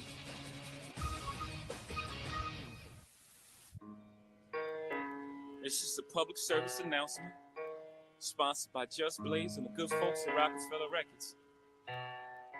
Fellow Americans, it is with the utmost pride and sincerity that I present this recording as a living testament and recollection of history in the making during our generation. Allow me to reintroduce myself. My name is Ho, H to the O-V. I used to move snowflakes. Welcome back in. It is hour number 2 on the Pulse here on Wichita Sports Leader, ESPN Wichita, 92.3 FM. Streaming in a variety of places. Find us online at espnwichita.com. You can check us out on the ESPN Wichita app. If you have a smart speaker, tell it to tune into ESPN Wichita, 92.3 FM. And if you want to catch us on camera, we have a video stream going on right now. Find it on Facebook, X, and YouTube. Allow me to reintroduce myself. My name is Pat Strathman. Jack Johnson is producing today. 316-669-4996 is the number for you all. If you want to pick up the phone and dial and be a part of the program, feel free. Text line, though, is usually the spot for you all. Lots of guesses there for the burnt end of the hour question of the day. Thank you for submitting your guesses. 316-247-0923. Check us out on social media. Interact on there. Facebook, X, YouTube, Instagram. All those different platforms are booming. So make sure to go and check out all of those things. Here in just a little bit, we will go around the NFL and reflect on what we saw this past weekend. After that, we'll do a Take Two Tuesday. And I'll tell you a little bit about Twin Peaks here in a little bit. But we are broadcasting from CBD American Shop in Wichita, a new location at 21st and Rock. They've only been here for, maybe 2 months now, a month and a half. And they just got more space. They didn't have to move very far. Some 500 feet would be my guess. But they came over this way because you have more space. And with it being more spacious, you get a chance to relax a little bit. It's a good vibe. It's very much a good vibe. So we sure do love our friends here at CBD American Shop in Wichita. If you're having trouble sleeping, if you can't get enough energy, if you have shoulder pain, back pain, they have something to help y'all out. Come see how life is better with the feather at CBD American Shaman Wichita. And the guy who joins us on the line, he's brought to you by CBD American Shaman Wichita. It's a Tuesday with Taylor Eldridge from the Wichita Eagle, brought to you by CBD American Shaman. 2 locations, one in Wichita, one in Derby. Life is better with the feather. Taylor, glad to have you back on the show. It's been a minute. Glad that you're enjoying life as a dad. I'm glad you're killing it there. And now you're kind of used to things now. You got a routine going. So you've been able to get out and about and catch some different things. You saw Shocker Madness not too long ago. But I think we learned a lot more about Wichita State during the scrimmage on Saturday, the charity scrimmage, Wichita State facing Drake. You had all the breakdown online. You had all the breakdown on social media. Let's just dive right in and get some of your initial thoughts that you saw from Saturday with that scrimmage taking place at Charles Cook Arena. Yeah, there was a mixed bag. I thought, Wichita State, they looked good in the second 20-minute scrimmage against Drake, but the context there is that Drake played mostly as bench, and kind of the reverse was true in the first game where Drake's starters played the most of the minutes, and Paul Mills was experimenting with a lot of his younger players, the bench guys, in that first one where they get beat pretty handily. So it was kind of hard to draw away any sweeping conclusions because the starters didn't really play that much. But Kenyon Giles, Mike Gray, the shot making, that was probably the thing that stuck out the most in that first ODO segment where, you go offense, defense, offense. It's basically 3 possessions and they stop it. Mike Gray was just, automatic. He had 6 threes. He shot 6 of 7. Each team had 30 possessions. Mike Gray played about half of those and scored 18 points and just could not miss. And that was encouraging to see if you're a WSU fan, just because they haven't had a 3-point shooter like that in very often in the recent seasons. And then that second scrimmage, Kenyon Giles really heated up and showed what he can do when he gets going. And again, context, he was doing it large part against Drake's bench, but still, to see him score, I think it was 16 points in the final 12 minutes of that scrimmage, pretty impressive. And you saw a lot of stuff that will translate to the season in regards to, coming off screens, using the high ball screens in transition, dribbling into threes. And then, when the Drake adjusted and pushed up further up the court, he was able to make them pay on some mid-range jumpers too. I think you're going to see that be a pretty big part of his game. So there were some things that I do think are going to translate. WSU really good on the glass, 21 offensive rebounds, out-rebounded Drake by 21, just pretty much dominated the glass. I do think that's going to translate especially, that lineup that they put out there with Karan Boyd, Jared Valencia, Will Berg. Those three in the front court, that's going to be a really, really good rebounding lineup for WSU. So I do think some things will translate. There were, some drawbacks or some areas of concern I guess we can get into, but those were kind of like the positives. I guess we can start there from that WSU scrimmage. Well, I always like starting with the positives. You brought up the shot-making ability for Kenyon Giles. You brought up just how dynamic he was, and then you throw in Gray as well. What was, and I know this is still very early, you can't read everything off of just this one thing, but what was the best group that you saw on the floor there for Wichita State? Yeah, I think it was probably that first group they threw out there with Dre Kendall, Kenyon Giles, and then that front court I just mentioned, Boyd, Valencia, Berg, just really, really good on the glass. That's going to help. And then you have the two playmakers at the 1 and 2 with Kendall and Giles. Mike Gray, that was a really good lineup too when he was playing point with Kenyon Giles. That's going to be an intriguing lineup. And, Brian Amunique, he really struggled the whole day. He was 0 for in the scrimmage, didn't make a single shot, but everything I've been told is he's been actually WSU's best shooter, day in, day out in practices and all that. So just an off day for him. But lineups with Giles, Mike Gray, and Brian Amunique, those are 3 40% shooters that you can throw out there on the floor. And then you put 2 crashers at the 4 and 5 and go get some offensive rebounds. That could be an intriguing lineup for WSU too. I think they have some lineup flexibility there. But yeah, probably the best one, the one that I would guess right now would be the starting lineup would be Kendall, Giles, Boyd, Valencia, Berg. Okay.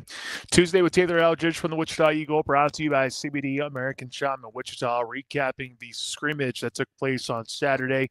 You brought up the positives. I didn't hear finishing at the rim being one of them. Was that one of the negatives you saw on Saturday? Yeah, they really struggled inside the arc, and they do get credit for generating a lot of second chances, crashing the glass, but some of those offensive rebounds were coming off of just point blank misses at the rim. A guy like Will Berg, 7'2", had some bright spots in that second scrimmage, scored 6 points, but missed a lot of just shots right there at the rim. Obviously, he didn't play that much at Purdue. He's going to get an expanded chance to show what he can do at Wichita State. But, you would like to see him finish a little bit more, if he's going to have that kind of size advantage. A lot of teams are going to, be throwing 6'8", 6'9" guys on him. So you would like to see him score. And he did have some, examples of drop stepping and finishing over the defender. So, there were bright spots there, but also, 4 of 10, all shots were right at the rim. You want to see that 6 or 7 out of 10, if you're that big. And then, the guards just really struggled to generate much inside the paint, finish, whether it was at the rim or on floaters. That was something that stuck out to me too, was just the difference between Drake's guards getting to the paint and finishing and Wichita State. And, they didn't force a lot of turnovers, not a lot of transition opportunities. That's where you can get a lot of, buckets at the rim as well. So that was definitely, a concern.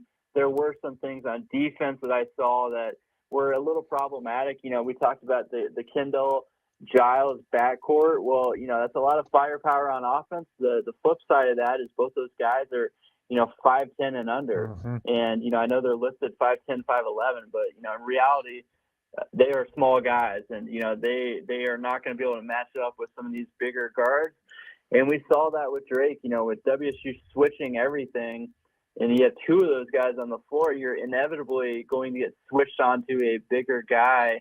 And Drake was able to do that, pretty constantly, get the 4 matched up with WSU's 1, and they would throw it to him, and WSU would have to go send a second defender to go help him out.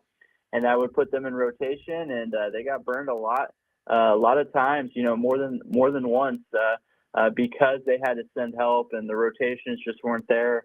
So that's something they can, obviously get better at, as time goes by, the rotations, just knowing when to help, where to be, it is possible, but that's just putting a lot of pressure on your defense. And they were burned by that more than once. So those are some things that I saw that were a little concerning, but, it's October, early October.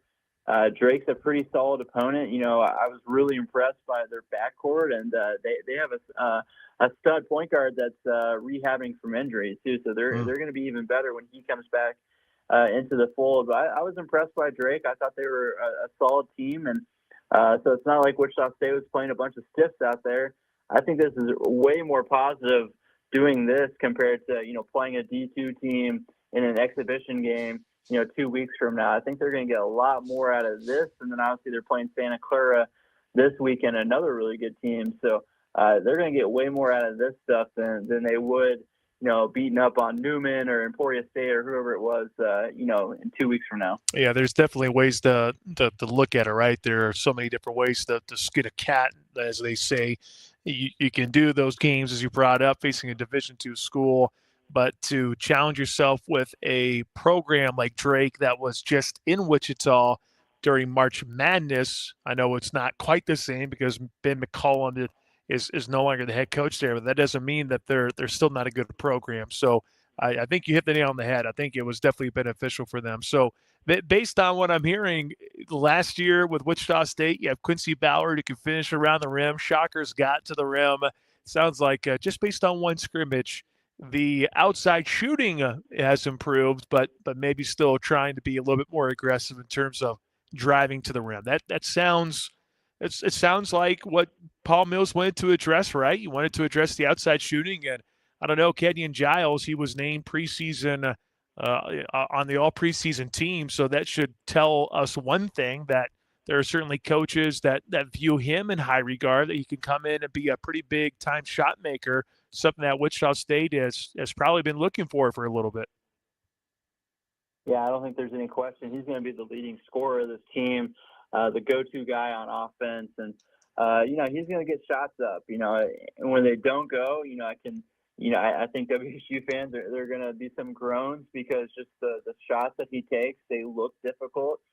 And, if they're not falling, there's going to be some, tense moments in the roundhouse. But, he is a tough shot maker. If you go back and watch the film of his past stops at Greensboro and Radford, he makes those shots at a high clip, especially in the mid-range.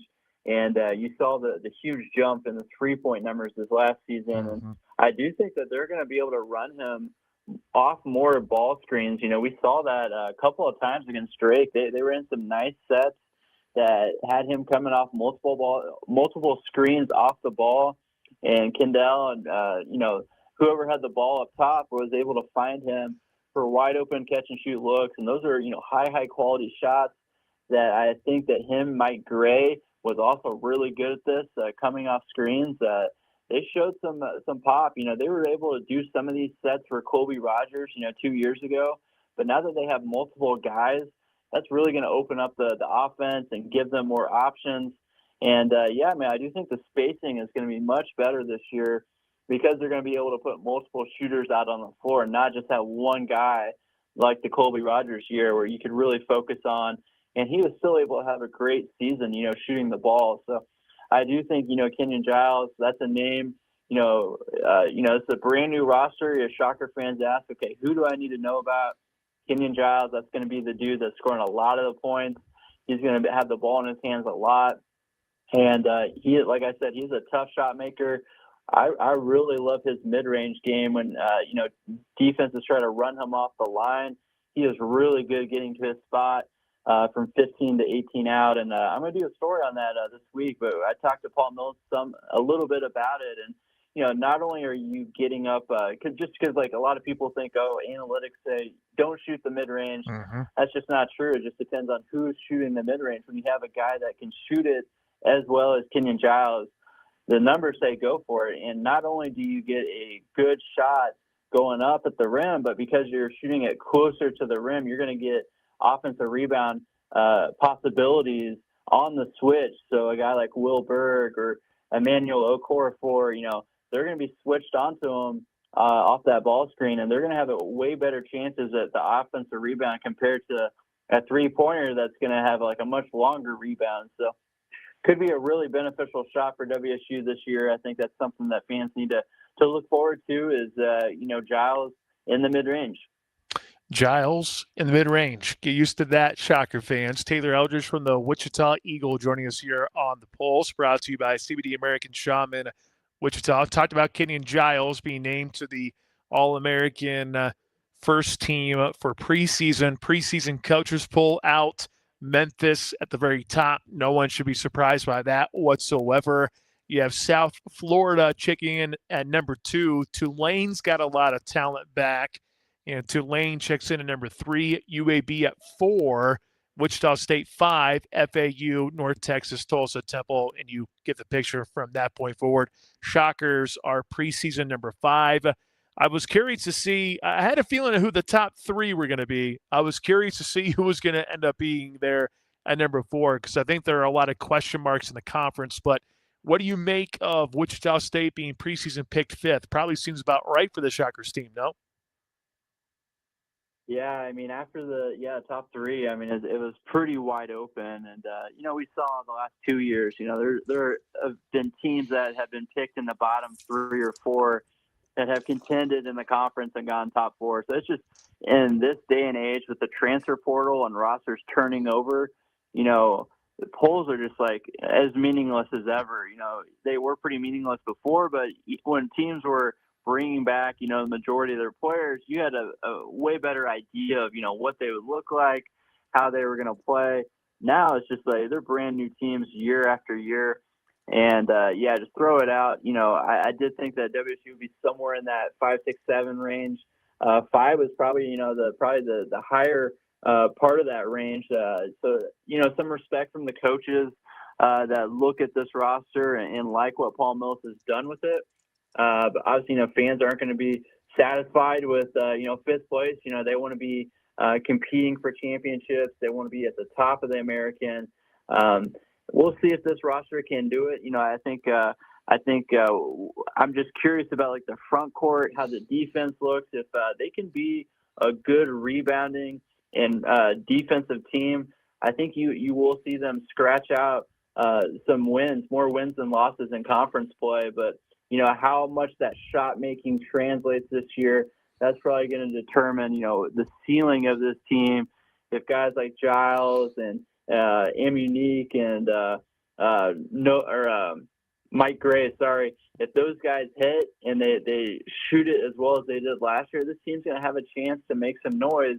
But we've seen this time and time again with WSU. They recruit shooters. They come here, put on a WSU uniform, and for whatever reason, the numbers just do not translate at Koch Arena. So it's one of those things we'll have to see it to believe it, but there is a high ceiling to this team, I think, if the shooting does carry over. All right, Taylor, we always try to sneak in a little high school talk at the very end. I think simply put, you got to highlight 2 teams right now, right? Mays looking like a true contender for 6A, and then you have Northwest picking up a marquee win against Manhattan last weekend. Those are 2 pretty significant victories, or 2 significant teams to look out for. I know Capon has been good too. Capon's got a great test this weekend when they take on St. James coming up on Friday. I think that game will be a good one in Lenexa. I would imagine Capon, Mays, and Northwest probably the 3 main highlights at this point here in the city of Wichita. Yeah, just a monster game from Augie Fast in that Manhattan game, 250 with 3 touchdowns. And, we've seen what he's been able to do a lot, this year and last year. So, yeah, with Northwest clicking, that was a huge win. I know Manhattan was missing a key player, but still, 40-13, like that's a pretty big statement win for the Grizzlies. And they're looking every bit like a title contender. That Capon game, really tough loss, but Capon, they're a solid team, number 1 ranked in 4A. So Northwest, they're going to be going into the playoffs now with some serious momentum, and kudos to them for, playing a tough schedule and not, just sitting back and playing, it's area teams and the City League. They've gone out there and really toughened up their schedule. They want to play some of the best, before the playoffs, so they're not facing those tough teams, right away. So going out there playing Junction City, Manhattan, those are two of the best teams in 6A, and they've beaten both. So, they're probably going to go into the playoffs 7-1 with some serious momentum now, and you can't wait to see how that 6A West bracket falls, because there's a lot of really good teams on the west side, Northwest, Mays, Manhattan Junction. So there's a lot of that bracket's going to be stacked. So there's going to be a lot of good games, and I think Northwest has shown, they're going to have as good of chance as anybody playing the schedule that they've played and coming out with the results they've had. They're looking every bit like a title contender now. Yeah, they've always had some pretty significant talent. I heard going into the season that there was another guy to look out for, and I'm like, man, Northwest just continues to have these guys fall off on trees or from trees, and they've definitely put together a pretty darn impressive season so far here in 2025. Taylor, appreciate you as always. Go and get some sleep, man, and we'll talk to you soon. All right, sounds good. Thank you. All right, Taylor Eldridge from the Wichita Eagle, brought to you by CBD American Shaman Wichita. That is where we're broadcasting from today, 21st and Rock. They do have that new location. So last month we were out here for the very first time, and it was great. When I came over this way, I thought, dang, look at all the space. They have the specials. They have all sorts of inventory. This is the place to be. Well, the previous spot, nothing against it. It was cozy and great, but there's just more space over this way. And it's not too far away from their old location, so you're not too far off if you accidentally go to their old location. But their new location is at 21st in Rock in the Tallgrass area. You should come out this way and see what they got for you. They got something for pretty much every situation. If you can't sleep, well, they have this thing called CB Night to help you sleep. And you can stay asleep all night. That's the most important thing. You stay asleep the entire night. Do you need some energy? CB Go is a great thing to check out. They have these 7OH alkaloids sold right here. They have the rooted alkaloid shots being sold here as well. Only $10. CBD American Shaman Wichita. Life is better with the feather. When we return, what happened in the NFL this past weekend? We will tell you all about the NFL when we return on The Pulse. The heartbeat of Wichita sports fans. You got it. Pulse on ESPN Wichita 92.3 FM. When storms hit, you need more than just a roofer. You need the biggest and most reliable name in the Midwest, Shamrock Roofing. Shamrock Roofing has grown into the largest roofing company in the region, with local crews right here to serve you. For nearly 50 years, we've proven our strength, our size, and our promise to you to be here for every repair and roof replacement. And every roof is backed by our lifetime craftsmanship warranty. One call does it all. Visit shamrockroofer.com. How long does it take to tackle a home project? With Angie, you could cross it off your list before this ad is over. Just tell us what you need, indoor or outdoor, repair or redesign, and we handle the rest, sending a top pro to get it done. You don't have to lift a finger, except to tap the screen or click the mouse. Plus, Angie is free to use. So bring us your next home project, and we'll bring it home. Download the app or go to Angie.com. That's ANGI.com to get started. Nobody protects you from mayhem like Allstate. On that heavy shelf you hung yesterday. Turns out you didn't use enough anchors. Wait, you didn't use any anchors? Now you've got an open floor plan. Trendy. And if you have the wrong home insurance, you could need a wall of money to fix this. So get home insurance with Allstate and be better protected from mayhem, like me. Based on coverage and limits selected. Subject to terms, conditions, and availability. Allstate Vehicle and Property Insurance Company and affiliates, Northbrook, Illinois. Dirty exterior? Don't scrub it. Wet it and forget it. Wet and Forget, the easy outdoor cleaner. Wet and Forget works overtime with Mother Nature to eliminate unsightly black and green stains on the exterior of your home with no scrubbing, power washing, or bleach. Use Wet and Forget on all your outdoor surfaces, including decks, siding, roofs, and patios. Wet and Forget's available in a concentrate or extreme reach. Purchase Wet and Forget in store or online at Lowe's, Menards, Ace, or Walmart. In business, just like in sports, the best defense wins games. That's where Conradi Insurance comes in, delivering alignment and employee benefits to companies across the greater Wichita area. As the largest family-owned independent insurance agency in Wichita, we don't just talk the talk, we protect Kansas businesses like they're part of our team. Conradi Insurance, built for business, rooted in community, always playing to win. Visit ConradiInsurance.com to get in the game. Jayhawk fans, for the latest news and information on your Kansas Jayhawks, there's not a better place than nation.com. Interviews, news conferences, feature articles, daily and weekly shows, podcasts. It's all at thisnation.com. Daily and weekly shows with an all-star lineup including Sean Kellerman, Daniel Courtwright, Brian Haney, Brandon McAnderson, Chris Harris, Greg Gurley, Nick Schaefer, Nate Bucati, Pat Strathman, and many more. KansasNation.com. Yeah. Feel it, baby.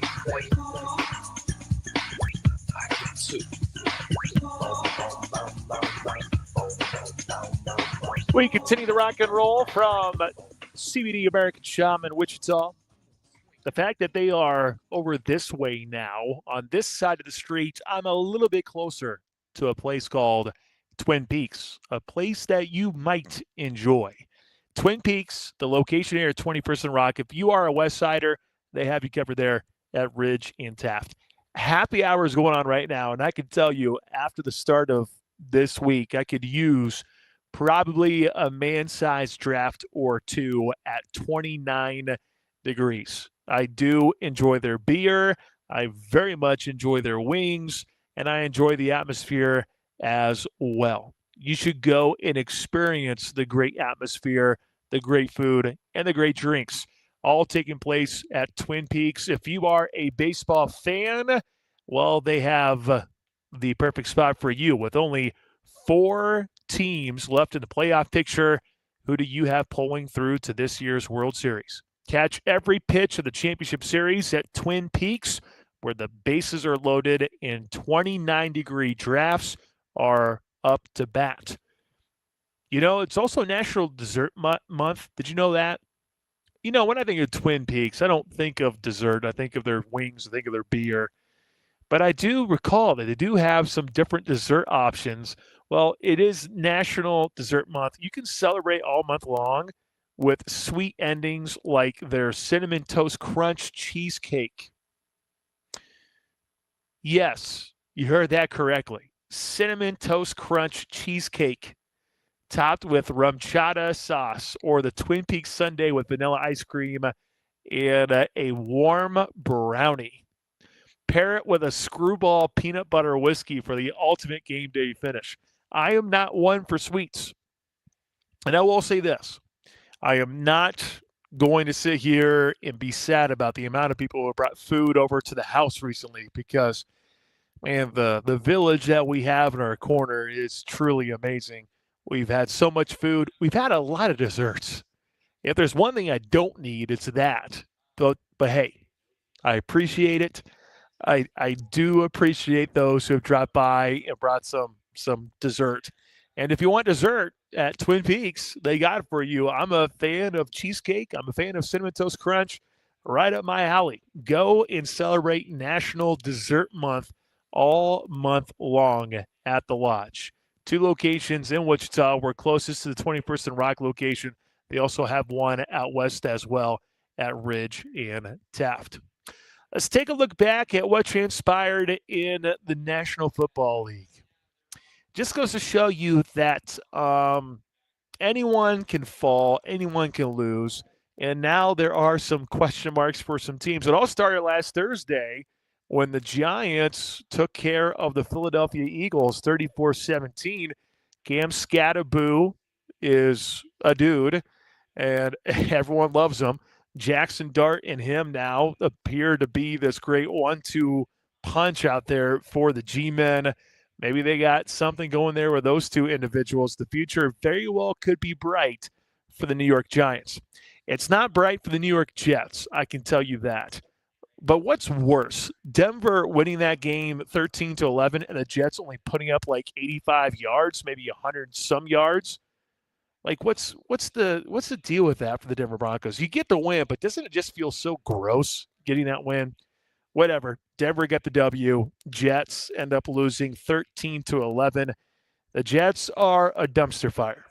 Arizona was competitive in Indianapolis. The Colts almost lost one, but they end up hanging off the W 31-27. I believe I saw Matt Derrick say that the Colts have had the easiest schedule in the National Football League to this point, maybe the second easiest. I have to go back and look, but Indy has benefited from some weak competition. Still am going to buy what the Colts are doing, though. Not saying they're a bad team, because I don't think they're a bad team. I caught a good chunk of this game. Miami and the LA Chargers.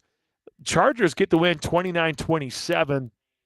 I thought Mike McDaniel would end up getting fired this week, but now we'll sit and wait to see what happens this week, because I believe there's a good chance he could get let go this weekend, because there's a game. I think it's a battle of two teams that have one win, so that's less than ideal. But the Chargers, they found a way to somehow snatch that victory in the claws of defeat, because I thought for sure they're going to lose that one. But, hey, Chargers get the dub. We need to start talking about New England, guys. The Patriots with Drake May. Drake May's been on a heater, as the kids say. I know it was a 25-19 win against the Saints. You're not too impressed by the overall margin of victory there for New England.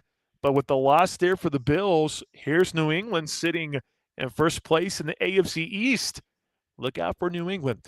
The Steelers dispatched the Cleveland Browns 23-9. Not much else to say there for Pittsburgh, other than the fact that the Steelers could probably use another wide receiver target. Dallas, Dak Prescott. I was talking to Shade about this earlier. Dak Prescott is having an absurd year, and the Cowboys' defense has been what they say doo-doo. The defense has given up lots and lots of points and lots of yards. Carolina wins 30-27. Rico Dowdle had a little revenge on his team. And we talked about that yesterday, so no need to go any further. But give credit to Carolina. Panthers are starting to battle back a little bit. Jacksonville fell back down to earth. Sam Darnold throws for 295. Seattle beats Jacksonville 20-12. Jackson, Smith, and Jigba with 162 receiving yards. Guy is breaking out in a big way. Very well could win the Offensive Player of the Year award. MVP will go to a quarterback, but maybe Jackson, Smith, and Jigba can be that guy who ends up getting the Offensive Player of the Year. The Baltimore Ravens didn't have much of a punch for the LA Rams, 17-3. The Rams getting the W on the road. Tennessee fires its head football coach after a loss to the Las Vegas Raiders 20-10. Green Bay did just enough, taking down the Bengals 27-18. Tampa Bay saw earlier today on the screen in the studio, people were talking about Tampa Bay, when healthy, are the Bucs the best team in the National Football League? And I'm thinking, whoa. Let's pump the brakes a little bit. But they look pretty damn impressive. 30-19 win over the San Francisco 49ers. Baker Mayfield has looked like a dog at this point for Tampa. And then last night, the Buffalo Bills get tripped up by the Atlanta Falcons 24-14. Don't think anyone saw that coming. And also people surprised with Chicago getting a win in Washington, D.C. as the Bears nip the Commanders by 25-24. As I head on over and look at the standings in the NFL, at the top of the AFC East, told you about the Patriots. They're tied with the Bills. Yeah, the Dolphins are 1-5. The Jets are 0-6, so not good there. But the New England Patriots, here they are. They're competing for a spot. They're 3-0 on the road, by the way. They're 1-2 in Foxborough. That doesn't happen all too often. But Buffalo, now you have some concerns after what we saw last night. The Bills have dropped back-to-back. Pats have won 3 in a row.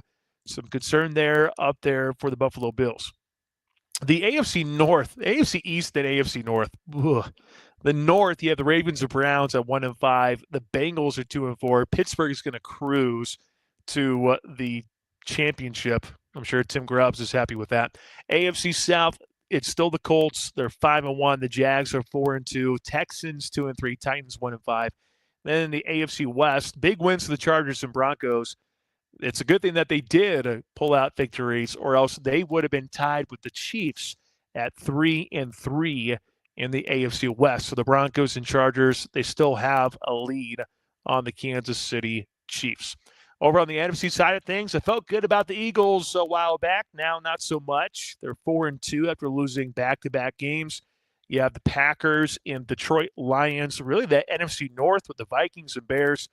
All those teams looking pretty good at this point. NFC West, same thing can be said about the top three with the Niners, Hawks, and Rams. NFC South with the Buccaneers. They are 5-1. They have the best record in the NFC. The Colts, they have the best record in the AFC. If you would have said that at this point in the season, I'm sure everyone would tell you you are crazy. But that is not false. That is accurate. Colts currently 5-1, the best team in the AFC, and on the NFC, you have the Bucs at 5-1. Jack, I think I know the answer to this, but who's the better one-loss team just with the Colts and the Buccaneers? And if you want to rope in the Packers, if you want to rope in the Steelers, feel free. I guess we can have that conversation, who the best one-loss team is. But I thought it was definitely intriguing to look up at a TV screen and see people debating, are the Bucs the best team in the National Football League?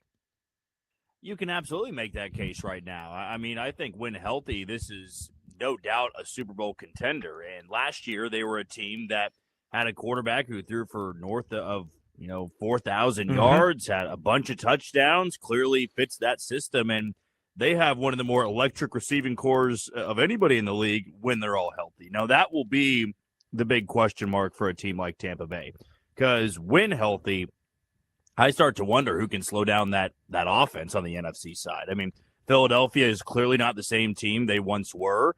You look at some of their competition, toward the top half of that division, you could certainly make a case that the Rams might be able to go blow for blow with them because of their offensive attack, but I still have my doubts at the end of the day. I look at somebody like, Dallas's offense. Yeah, Dallas could probably hang with Tampa Bay if they got into the postseason, but defensively, I mean, they certainly wouldn't be able to stop the Buccaneers. But then on the AFC side with Indianapolis, they're no slouch either. I mean, you do have to take them seriously. They have had a softer schedule to open up the year, but they're playing who they are scheduled to play. I don't have any issue with what their first 6 weeks have shown, and their first 5 to 6 games. They clearly are a tough offense to stop, and on the ground, I would say they might be much tougher than Tampa Bay, because you get Jonathan Taylor going, you have to worry about the dual threat abilities of Daniel Jones. They will not be an easy out for anybody the rest of the way. And, if I just were to pick it, it's close, but still, when Tampa Bay's at its healthiest point, they are a top 3 team in the NFL, and it's about time we start giving them that credit. Anything else in the NFL that stood out to you other than the fact that every team is beatable? That probably is the main That's probably takeaway. it, right? It's just every team's beatable. It's very, very wide open. You look at the AFC playoff picture, you've got the Colts as the 1, the Steelers the 2, the Chargers the 3, and New England as the 4.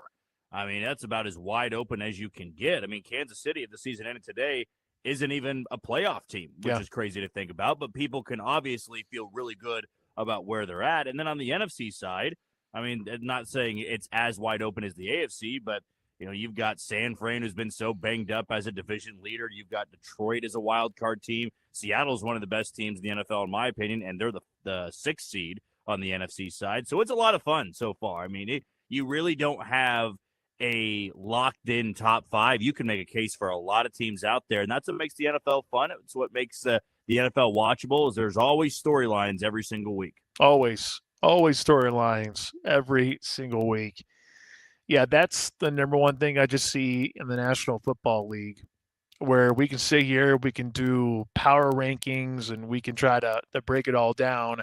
But at the end of the day, it's still very much the NFL where there is plenty of parity. You see the Patriots. Right now, let's just say, all right, you have to go with the team that's at the very, very top of each division as of right now. Do they go on to make the playoffs? Do they go on to win the division? Right now, you look at the AFC East with the Patriots and the Bills. Wouldn't surprise anyone if Buffalo figured things out, but it's also no surprise that they can struggle from time to time because they put a lot on Josh Allen's shoulders. For the Patriots, is Drake May really for real? Are the Patriots really that type of team? You look over and take a peek at the Pittsburgh Steelers. They've gotten better on the defensive side of the ball, but are you really relying on Aaron Rodgers? Are you really going to bet on him to go on to win the division? The simple answer is yes, because the way the Baltimore Ravens are completely banged up, that's probably one where you go, all right, the Steelers are probably locked in. The Colts have had a weaker schedule. The Jags, after taking down the Chiefs, it was a big letdown against Seattle, although it's not like the Seattle Seahawks have been that bad of a team. Can you really trust the LA Chargers and how banged up they are? Do you really rely on Bo Nix, who still has been all that great for the Denver Broncos? I will say this about Denver. The Broncos' defense has been absurd. They're on pace for what? I think I saw a stat. They're on pace for what, 85 sacks? Something like that this year. They have 30 sacks. They're 10 best compared to the next one. They are on this absurd pace. Doesn't mean they're going to get there, but the defense for the Denver Broncos, the old saying, can reign true still. And then as defense wins championships, the Broncos have done incredible work there on the defensive side of the ball. Do we have much faith in the Philadelphia Eagles after what we've seen the last 2 weeks, including that disastrous loss to the New York Giants? Can't trust the Commanders. They ended up going, they're 3-3 right now. You have the Packers, where I think you feel like you're safe there, but the Lions are still right there. And the Lions, we talked about their easy schedule as well. Maybe they can get back on track. But I still look at the Lions offense, and I would take the Lions offense right now over most teams. Tampa Bay has been really, really solid. Baker has just been on a whole nother planet. I looked up his stats earlier because I was curious. Up until his first year with Tampa, that guy had not thrown for 4,000 yards in a season. I think his high was like 3,600 or something like that. Last year, throws for what? 4,000, 4,500. The year before that, I think threw for 4,000. He's on pace for his third consecutive 4,000-yard season. Like the guy's been playing at a super high level. They bring in Emeka Egbuka. I didn't expect him to be as dynamite as he has been, but he's done quite well there in Tampa. There's definitely a lot of stuff to like there for the Tampa Bay Buccaneers. And then NFC West, you could see 3 teams there from the NFC West actually make the postseason, because the Niners, Kyle Shanahan has done quite well up until what we saw this past weekend, but they fell to the Buccaneers, so it is what it is. But you've seen how they've been able to navigate through their troubles. You have the Seattle Seahawks with Sam Darnold. Maybe I'm wrong about Sam Darnold. Maybe it wasn't just his time in the Vikings. Maybe it wasn't a flash in the pan. Maybe he actually is a good quarterback. Maybe he figured it out. And then the LA Rams can never really count them out because of what they do as a football team. So NFL, though, all those teams, you feel good about them, but every single one of them definitely has their doubts, and that's the beauty of the National Football League. We can have power rankings today, and they will change next week, because that's the magic of the National Football League. 316-247-0923. Chime in on the text line. Sorry if you have been. For those that don't know, I am video streaming right now. I'm using my phone, so I'm not able to see everything. I am going to work on this for the future, though, but everything's been holding strong on there, so I can't complain too much. But use the text line. We'd love to hear from you. 316-247-0923. We'd love to see you as well, and I can see you right now if you swing on by CBD American Shaman Wichita. We're here at 21st and Rock. I don't have any pain right now. My shoulder's fine. My biceps are okay after carrying the baby. Everything's okay. So I don't think I need any topical cream today. But I do know that if I run into pain, if I have trouble sleeping, if I need help with energy, I have one place in mind. It is CBD American Shaman Wichita. They do incredible work. They have that nanotechnology that separates them from the rest of the competition. Come see why life is better with the feather at CBD American Shaman, Wichita. When we return, we'll do a little Take Two Tuesday. That's next on The Pulse. The heartbeat of Wichita sports fans. The Pulse on ESPN Wichita 92.3 FM. Eaton Roofing and Exteriors loves being a part of the Kansas landscape. Since 1993, they've repaired or installed residential roofing on thousands of Kansas homes. And whether you've had storm damage or you're ready for a new, current, weather-hardy roof, you can trust Eaton Roofing and Exteriors for expert advice about the right roof for your performance needs, budget, and neighborhood covenants. Call the local Eaton experts today at 316-943-0600 or visit EatonRoofing.com. Eaton Roofing and Exteriors. Hi, I'm Martha Stewart, and I have a question for you. You know that unwelcome guest everyone wishes would just leave already? That's COVID-19. That's why I got an updated booster designed to help protect against recent Omicron variants. Got it? Check eligibility and schedule your updated COVID booster at vaccines.gov. Sponsored by Pfizer and BioNTech. Did you know Nissan EVs have traveled 8 billion miles? Just a quick trip to Pluto and back. And what did we learn along the way? Well, that an EV can take on the world, like the Nissan Leaf. It can move racing forward and take your breath away, like the all-new Nissan Ariya. We learned to make EVs that electrify. 8 billion miles driven by Leaf owners globally since 2010. Ariya not yet available for purchase. Expected availability late fall, subject to change. I can't believe tax season is here already. Look at all this info I have to enter. Phil's small accounting firm is growing in numbers. Why didn't I take that typing class in high school? A data entry specialist could really help him in a crunch. I got blisters on my fingers. Indeed can help him hire great people fast. I need Indeed. Indeed you do. You can schedule and conduct virtual interviews all from your employer dashboard. Visit Indeed.com/credit and get $75 towards your first sponsored job. Terms and conditions apply. Why choose AR Roofing? For over 30 years, they've been serving Wichita families with roofs built to last. While other companies come and go, AR Roofing is here to stay. Right off Kellogg and West Street. They're not just building stronger roofs. They're protecting safer homes and giving you peace of mind. AR Roofing. On your side today, tomorrow, and for decades to come. Check them out online at arroofing.com. AR Roofing. Stronger roofs, safer homes. Always here in Wichita. The American League Championship Series. The Mariners make it 2 straight in Toronto. This is October. Back, track, and that one is over the wall. That's a free-run home run for Polanco. The postseason of Polanco continues. Game 3 of the Mariners and Blue Jays. Coverage begins tomorrow at 7:30 Eastern, with first pitch at 8:08 Eastern on ESPN Radio. Your home for Major League Baseball. ESPN Wichita 92.3 FM.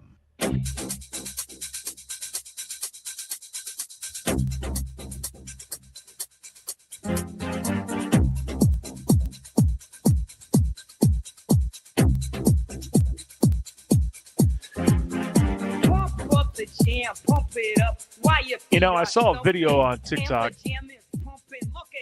It was a jar of strawberry jam on this jack, and they're pumping up the jam while the song was playing.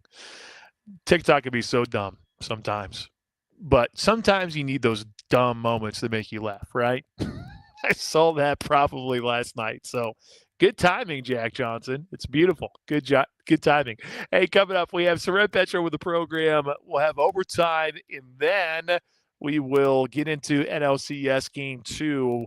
Dodgers and Brewers. Catch it right here on your home for Major League Baseball postseason action, ESPN Wichita 92.3 FM. CBD American Shaman Wichita. It's always a lot of fun out this way. They do amazing work. Come check out all their wonderful supplies. They're great people, great service. Come see our friends and come see why life is better with the feather here at CBD American Shaman Wichita.